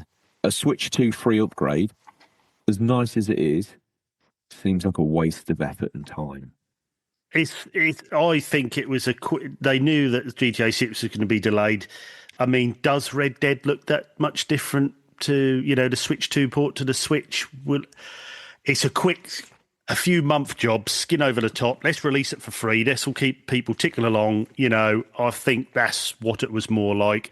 Something that we can keep people happy. That's a quick job. Get it out there. Free upgrade. We love you gamers. By the way, GTA 6 is delayed. I think that's probably more what that was probably about. I mean, I just don't think Rockstar has fans enough in its ecosystem and enough games in its ecosystem where I'm like, oh, GTA 6 is delayed. Saying that, RGT. I was about to say, oh, GTA 6 is delayed. Oh, don't worry, I'll go play GTA 4 again. Guess what I'm doing? GTA 4 again. And I've recently come off the back and played through it again. GTA 6 is delayed. Fine, I'll play Liberty Cities on PSP. Yeah, that'll keep me going. I say we're not that. And we're not that. I think I just get spiked by gaming ephemera and curios. Like if I know the new game's coming out, I might play the originals. I'm that sort of person that would do that. But yeah, it's interesting because I think Rockstar are quite well known for not really saying a lot. They don't really say a lot. Social media, anything. They keep everything sort of quite in-house. But I'd love to sit down with them to say, tell us why you haven't done GTA 4. What is the reason you haven't done that? And I don't know whether they're worried that the remaster will bring the score down or because it's their highest, scored game. I don't know. I'm clutching at straws, but there must be a reason the they highest haven't scored touched game. it. You change the name significantly enough where you call it the GTA Liberty City story trilogy. Totally different name. Yeah. Therefore gets reviewed under the merits. Yeah. And with these remasters, the main game normally gets a free pass because there's nothing you can do. So that was heralded as a 10 out of 10 piece of real work of art. Brilliant. 10 out of 10 means that you can never improve this game. It's as good as it could ever be, by the way. I mean, to me, that's what... And you could argue possibly this game is one of the best games ever made. And there is no improvement for this whatsoever. That's why it's getting 10. Yeah, I think they got a bit carried away back in the day. But that, to me, is safe and protected. And it'll be reviewed on the merits of its remaster. Does the remaster break the game? Does the remaster add any quality? What's the image fidelity like now? So I think I do get your concern, RGT, but I do think if you frame it up right, it's a completely different metric and measure. I'd just love to know. There's obviously a reason they haven't. I'd love to know what that reason is. They've stayed well away from doing GTA 4. Why? Because the online keeps having bumper month after bumper month. Are we desperate enough where we need to do 4 yet? We've got it ready to go, boss. But I'll be honest with you, we did over 2 billion on shark cards last month. Put it back in the drawer, son. Back in the drawer.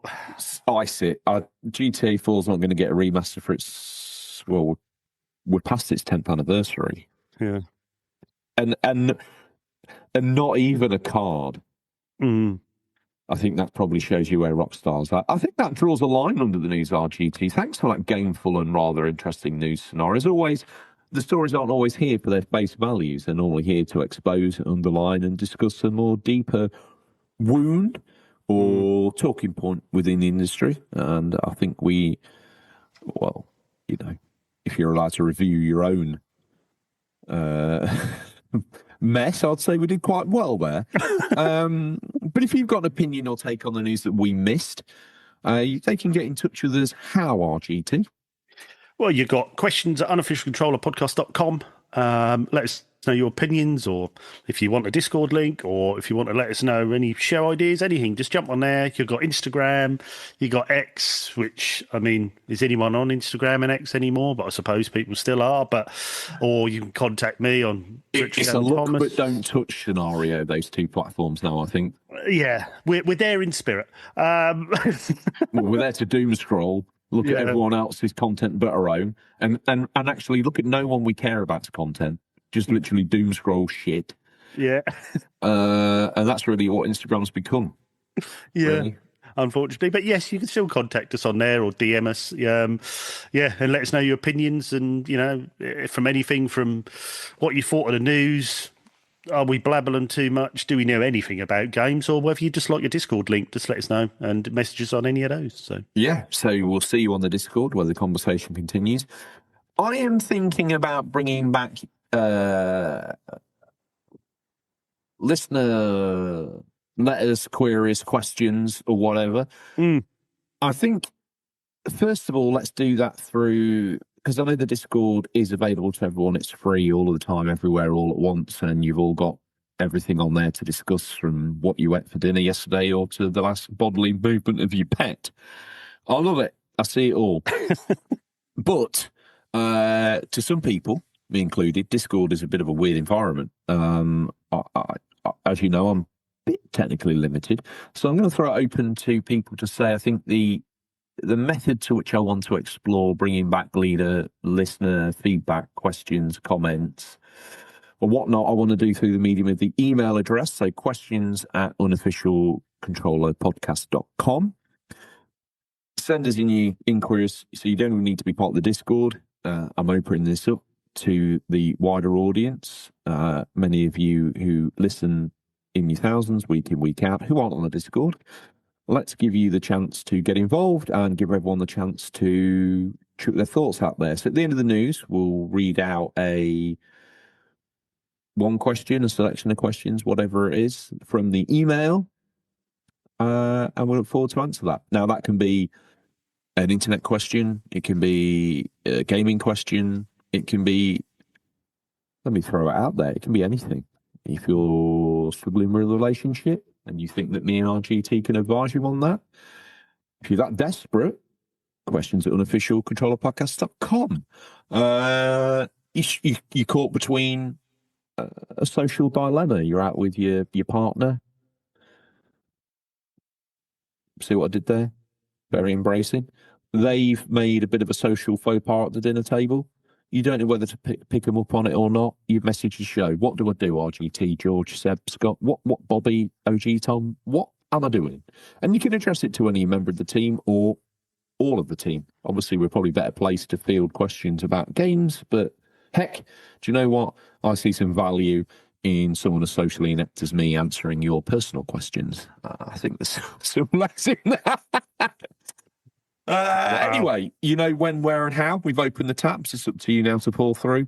Obviously, if your email's complete garbage, we won't read it out. But if it's just slightly above the lower meniscus of garbage, it'll be... send us any questions you've got, what our opinions are on something, or if anything we've missed, or do you think that we should do this, or, you know, anything. Just send us an email. Question in on the email from Buzzkill69420 RGT. Question for you from him. Have you ever stimulated a hamster, and if so, how? I can't remember how, because I was very drunk, but yes. That explains the Hope that pile answers your Buzzkill. So. Yeah, it explains the pile of dead rodents in dog poo bags piled up outside your bedroom window. The binmen keep refusing to take them for some reason, but I don't know. I don't blame them. Well, there must be some way of disposing of them. But anyway, that's a question for another day. So, If you've got a rodent disposal problem, questions at unofficialcontrollerpodcast.com. or servers.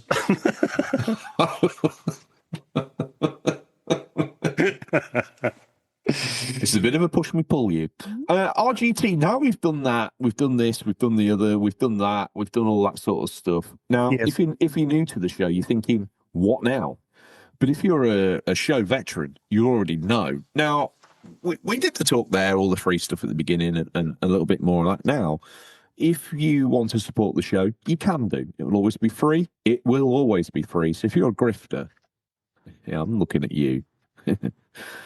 Don't worry, there's no charge for this. Don't panic. RGT looked up. He was like, is he talking to... No. I did think when you said grifter, you're going back onto my hobo look this morning. Yeah, no, you're a grifter, but you're not that kind of grifter. You would pay for the show.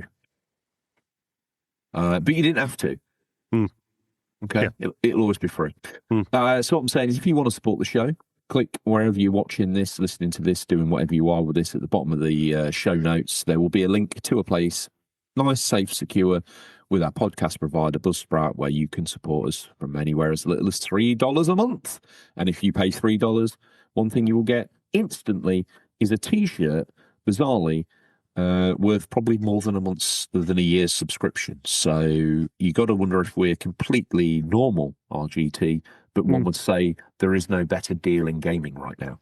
Yes, and we obviously have tiers on there, which people can do from cheaper tiers, and then basically you get different perks, bits and pieces. If anyone wants to know them, questions@unofficialcontrollerpodcast.com if you're interested, and we can soon email them tiers back to you. And we're also, while we're on that, we're heading towards our 300th episode. So if you're a subscriber, there'll be some special news for you coming soon, because you might be getting a little treat for our 300th episode. But yes, watch this space. I'll add that in there. So thank you, subs. Please speak, George.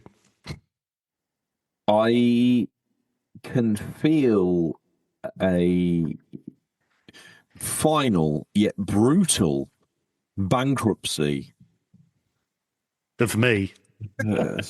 of all members involved with the show coming up here, but 300 episodes is surely something to celebrate. Yes. Um, Yes. So it's under work at the moment. But yeah, it's pretty good. Look at it this way. If you started listening now, there's a show a day for you almost for a year, almost a year's worth. Yeah, put it like that. Yeah, there is, yeah. Yeah. Don't be intimidated by the contact. Start at the top and then shuffle back through as and when you feel to find something that appeals. But there's always something within the shows that's outside of the date, time, and stamped news. Yeah. There'll be a discussion point. There'll be something within the news. Heck, you know what? Even what you've been playing is an interesting journey. And you could also go looking for some of the classic UCP characters, like Stingray. Some of you won't even know who he is, but some of you know that. How does the show survive without him? Who is Stingray? What is Stingray? Why is Stingray? These are questions you're only going to find answered if you dig deep enough into the back catalogue. So to those that have supported the show, you get one of the perks. One of the perks is you get your name read out on every episode. As always with the UCP, we don't feed things normally, so there is a little bit of shenanigans, fun and games around said names and readouts. RGT, I don't even know anymore, and I'm past caring. I'll do a Zangief naked if I have to. Stood atop the Empire State Building, wearing nothing but a smile. It's the only way to do it. It's the only way. So I don't really care if I go first or last. I think I'll probably go first. Don't know where that leads me. But it quite firmly puts a rather sort of stiff-looking retro Ed right in my mouth. Thanks, Retro Ed. Next up, we have the one-man George fan club. It is the incredibly sexy Carlos.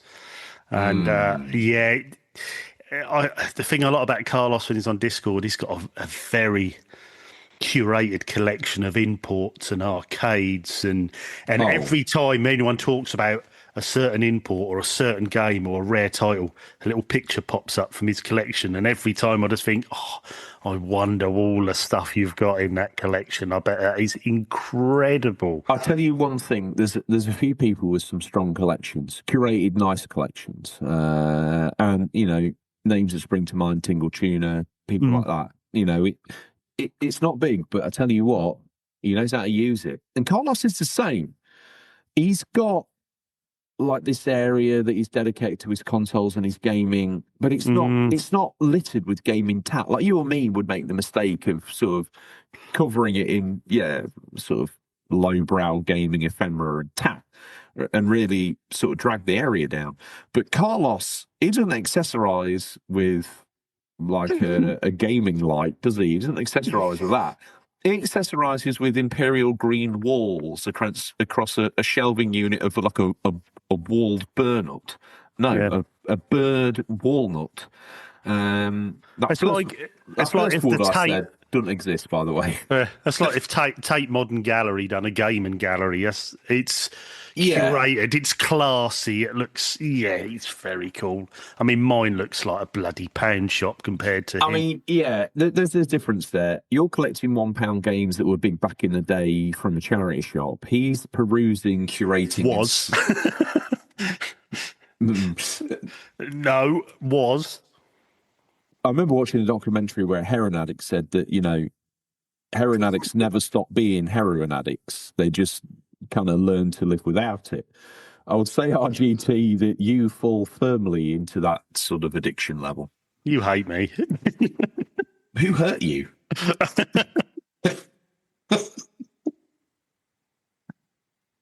Show them to me. There's a life of pain there that you need to get resolved, and I'm willing to help you with it. I am not the medium for your pain, anger, or frustration. Right, who's next? I don't know. I put my phone down as soon as I got into a mega waffle. Sound like you. Up next. Do you know, I was skirting around, been sort of flirting with this Nigerian prince who seems to think that he can help me make a hell of a lot of money on the internet.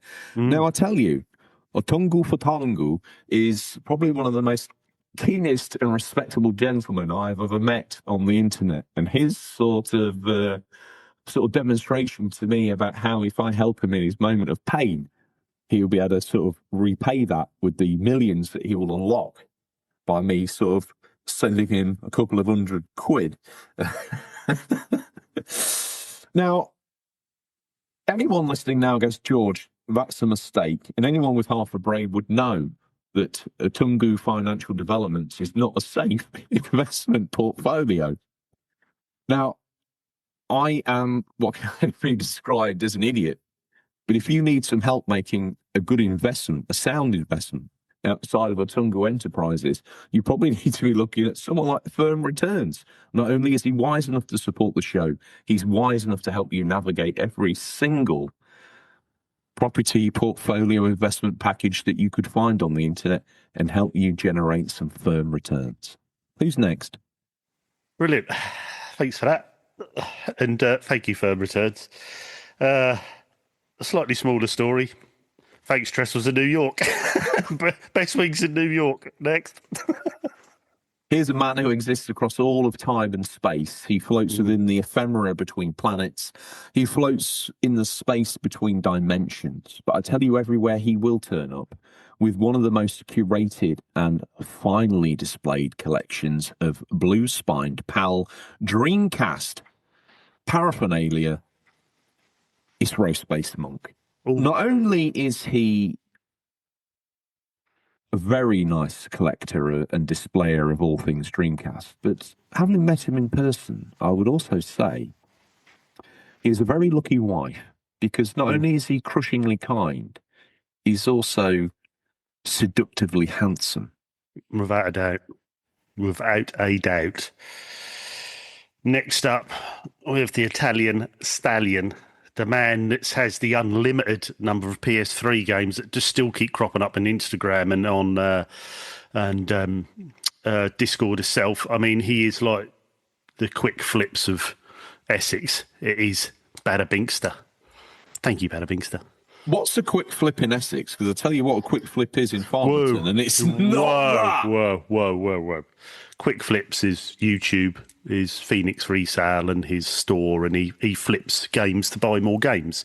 So, and he is that version in Essex. It's not the quick flip that you thought of round the back of the Albert Inn in Farmington. Yeah, that's a completely different quick flip. And probably more expensive. Up next, a man who I didn't know was so intrinsically wrapped in my gaming history. His tendrils extended around my idea of gaming as any form of platform at all. Little did I know, in the background of that electronics boutique, in the background of that game, critiquing and monitoring every decision I ever made was Tingle Tuner. A man who judged me for buying probably WWF Attitude while clutching a copy of some highbrow JRPG. You know, he's that sort. He's clutching, I don't know, a trials game, something like that. And I don't want to say this RGT because I know it's a catchphrase that's attached to you, but I think Tingle Tuner loves a little puff. He does. Cafe Creme. Who's next? Next up, we have the sheriff himself of the Discord, the man who curates Challenge Accepted, which is if you're thinking, what's Challenge Accepted, RGT? Well, every month he picks a new challenge on a different game. It's currently Comic Zone at the moment. Get your highest score at the end of the first level. And at the end of the month, whoever wins gets a nice little prize. Last month's was Rocket League, and which Boba won, our very own Boba. And he got an amazing little orange car that was all set in an Unofficial Controller podcast background, like we'd made it ourselves. Can I have one, Mummy? Because I saw that and was like, if we need that for the museum, so Boba, you're going to have to send that back to me, actually, because it's too good a prize for you to keep. If you don't mind paying the postage as well. RGT, when I'm being a dog, I'm being an absolute dog. Yeah. Yep. Postage, and I want a $5 in the card as well. Oh, all right. Now you're pushing it. Am I? But yeah, so thanks, Digital Monkery, for all you do, and thanks for supporting the show, as always. Thanks because you continue to blow me away. Make of that what you will. Up next, a man who, to be honest, is very hirsute, but he keeps noir in the top 100 most traded businesses in the world. That is the man known as Bald Border. And I've now introduced him to the world of Hades, so I would imagine that's probably taken up most of his time now as he's doing run after run on there. So I don't think he was really into roguelike games, but his recent trip to Brazil, and he sort of discovered from the Brazil contingent of UCP the art form, which is the roguelike, and now he's probably quite addicted to it. So I hope you enjoy Hades, Bald Border. Okay. Next up, we have the man, current champion of Challenge Accepted. It is the man of Boba. Now, do I do the traditional? Let me check with the lawyers. Yeah. Do you want to do the going brown? Okay. Can I? I love going brown. No, okay. Apparently, Mr. Lober's legal representatives have been on. Yep. They would prefer if you went something, but would prefer the colour not to be pink, brown, or any other associated. You know, an angry purple would also apparently that would also be within the spirit. So it's not legally written, but it's within the spirit of the agreement that you've managed to form with Labour. Okay, so go whatever the colour you like, but try not to have any, what's the word? Sexual connotations to the colour. Oh, okay. All right. Here we go then. Going green. Is that okay? Can you do? Is that all right? Can I do that? I don't look very happy with that. Is that all right? No, mate. I mean, I don't know, but they're saying to me that green's one of the colours that you cannot mention. Oh, I think that's sort of associated with a very dark, very nefarious sexual activity, and I think you probably put the show in a little bit of jeopardy. Oh, never mind. Okay, you leaving it there, or do you want to try another colour? No, I think I'm sort of running What was that? I don't. Hopefully, the eagle-eared audio listener just probably pulled out that sort of noise you made. What was that? What the? No, if that's how you remember doing it, that's totally cool. That's not how I remember hearing it. Right, what sort of noise was it then? No, okay. God, that sounded like the doors in Star Trek. Well, maybe that's the noise going forward. Maybe that's the colour that you associate with going green. I don't know. Going green. Anywho, come on, let's get this list done. Come on. It's the sort of motto I would have adopted in like '93. Yeah, hang in there, listeners. Hang in. Come on. Going green. Up next, a man who needs no introduction, but he gets one anyway because he's my red-headed stepson. You know, his mum might be complete garbage, but I still love him as if he was my own. It's Ginge. Yeah, legend. Thank you, Ginge. Next up, we have the gorgeous man, the new haircut, the glasses, the Gary Oldman, young Gary Oldman lookalike. It is Harvey Retro.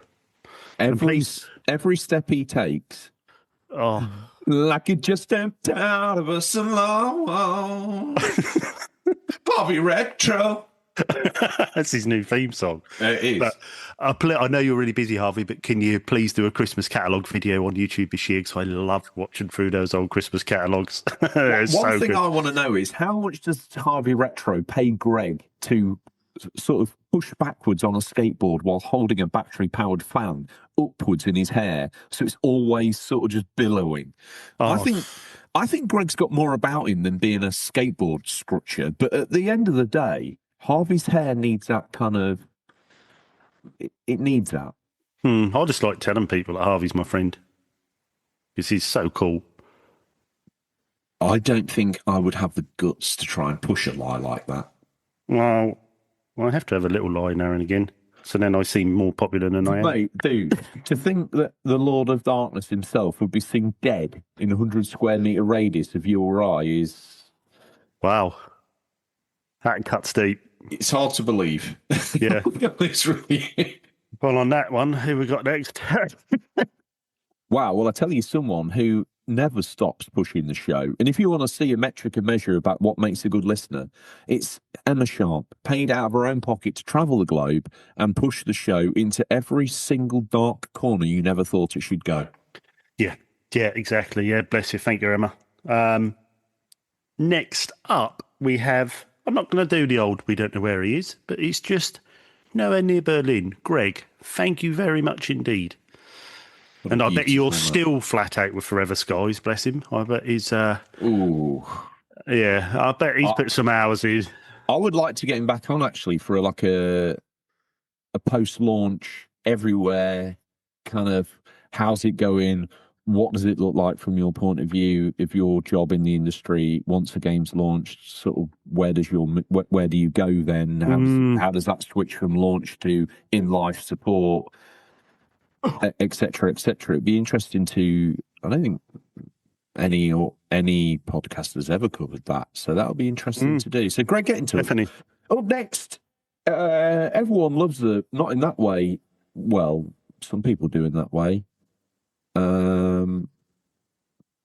Just to clarify as well that you obviously operate under some initials, and the G has been a lot of people wondering what the G in RGT stands for. To officially announce now, that stands for your official last name, which is Geen. So you love Mumsy in all the ways that you shouldn't love her, but, you know, Retro Geen Thomas, isn't that your name? No? Next up, we have the RGT fan club. Thank you very much indeed. Oh, wow. Okay. If you got that, that means I get a man that can kick the planet into Pete Brocklehurst. Without a doubt. Which means I get the love him or hate him, the very quiet but always in the background Billy Marmite, which means So carry on. Carry on. Come on. He's the sort of cat that's going to end up emailing the show, not using the Discord. Exactly. Him Old and school. Pete Brocklehurst, yeah. Dial up. Which means you're going to have to Zangief everywhere. That's cool. I told you it wasn't an issue. I'm willing to... I'm sort of so comfortable in myself. I can Zangief anyway, anywhere, anyhow. Right. I'm the game's Scenario. pass of Geefs. Scenario. Yes. Right. You're 17. Okay. You stand in an electronics boutique. You're now picking up one of the earlier copies of GTA. You're very, very excited. Very excited for this game. You then get to one person from the queue and you suddenly think, I don't think I've got enough money in my bank account. I think I'm going to be a couple of pounds short. So you've got this excitement that you're going to be playing the biggest game on the planet at the moment, and you have a copy in your hand, but you've got this random little panic and a little bit of sweat in the background because you don't know if you're going to be able to have enough money there to pay for this game. All right? Oh, is that it? You're now heading to the till. Oh, okay. And you're now scanning your card. Right? And it goes through. That's when you Zangief. Go. I want one extra level of detail. Tingle Tuner himself is serving me. And he's given me that look in his eye that just sort of says, you're actually 2p short. Yeah. But Why it's are you okay. shaking and sweating? I'll make up the difference, sort of job. Yeah. So then you're now panicking. You're then at that panic climax, and he goes, I'll cover you on this, son. The game's yours. Oof. You Zangief.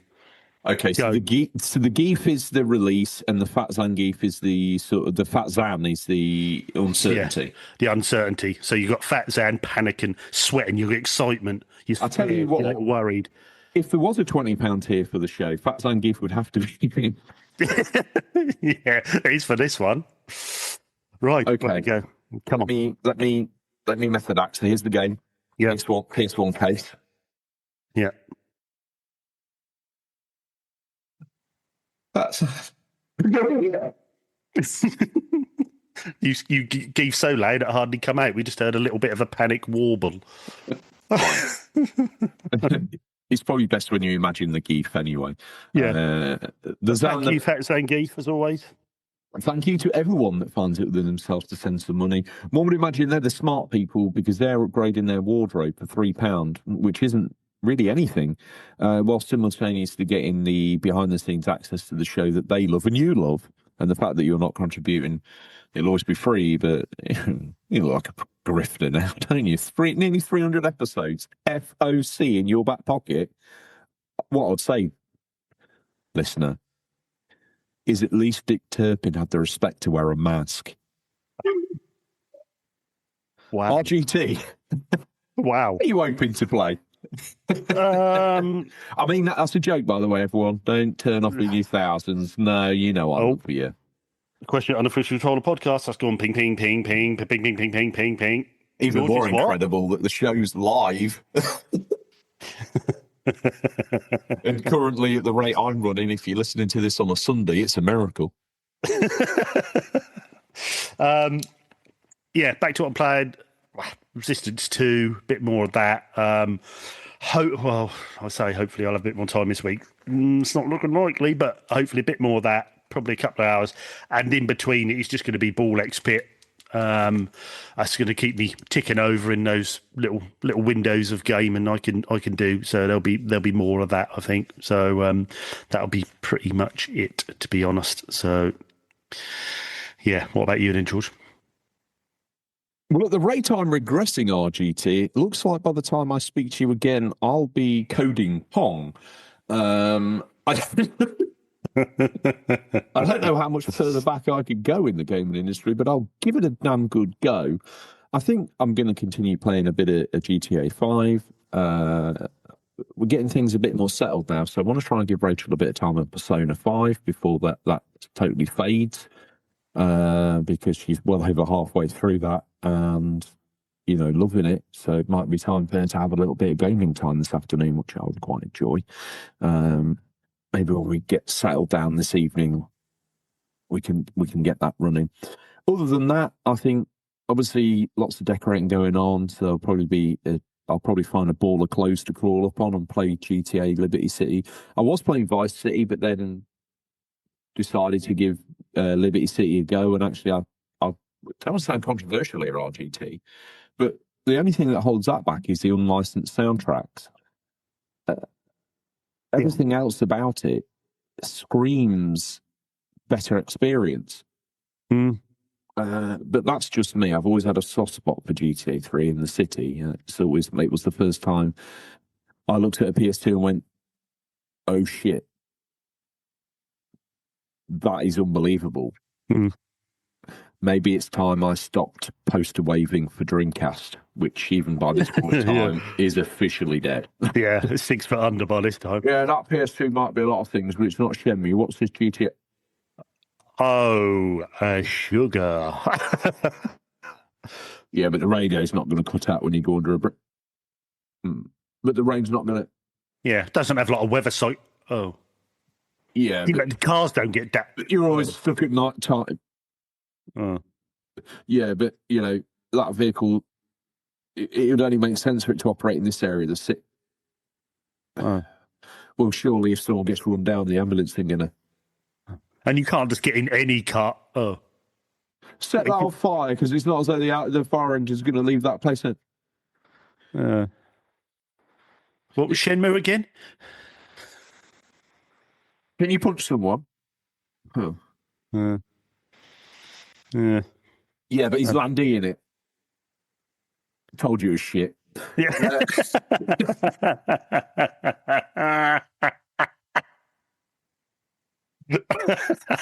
The thing is, that's how passionate people were, and they would have done that. They would have done. Not a touch on Shenmue shit. Yeah. Where's Landy? Absolute garbage. Yeah. So yeah, it would be probably an experiment of that. I've been horsing around. I know the new Anno's out, but I don't know. I've got such good memories of 1880, and this looking to be in many ways a bit of a different game. And I actually cancelled my purchase of the bells. Like, no, you're too busy for one. You're too busy for one, and secondly, you have got a bit of a backlog, fella. Do you want to go? Oh, Anno's the sort of game that would have usurped everything. It's just gone straight in and been played for 200 hours. Yeah, just forgot that you haven't turned up for work for 2 weeks like you did with the last one. I just don't know if I can. I got away with it. I just don't know if I can. I don't know. I just don't know. It's an affordable game. I think it was like 44 quid or something like that. It's not the money. It's the time, and it's the dream of. I might just check out some reviews over the next week or so and see how the combat works out and see how some of the other sort of systems work out. And if that comes back favourable, then I'll probably pick it up and talk about it next week. But at the minute, it's a bit like that sort of second date with that person after the first date had gone so incredibly well. I'm a bit nervous in case it bombs. I almost don't want to meet them. Don't ruin your dreams of Anno. Exactly. But, to that effect, RGT, I would say that's me about done. Is there anything else you want to impart to our dear listeners before we call it a day here at the UCP Towers? No, just thanks for listening, everyone. Thanks for the subs and all you do. And thanks for all the people behind the scenes who are helping out and the many different people who do different jobs. We really appreciate that. We do. We appreciate every single one of you. And the show would not exist without your kind support in the background. So, RGT, my one question for you, and this is classic UCP deal craziness. Yeah. We're rapidly approaching episode 300. You said those people who are subscribing would get something special for episode 300. Let's say I'm Johnny Come Lately. Okay. I've heard all this and I'm like, yeah, I like this UCP. I'm going to subscribe. I'm expecting a T-shirt. I'm not expecting the £300. The 300. Gee, whoa, hold on, fella. Hey, I'm not expecting the 300 episode gift. But somebody tells me, RGT, they're going to get it. They are getting a special, very limited to subscribers only 300 episode gift. So that's all I'm going to say at the moment. Never sat on the fence. Yes. You're about to secure yourself a T-shirt worth more than a year's subscription for £3. If you're there in that ballpark at that moment, you're also going to get yourself an extra Brucey bonus, a very special, limited 300 episode prize. Yep. Clocking on for near 6 years, RGT, you would imagine this gift is going to be incredible. Or moderately average, and I'm just overhyping it. But, that's how we roll. So, promise the world and come out pretty mediocre. Okay, that's all we have time for this week. Listeners, always thank you for your time. We look forward to the pleasure of speaking to you again next week. Until then, happy gaming. Remember, there's nothing wrong with being given an official controller. It's what you do with it that counts. See you, RGT. Later.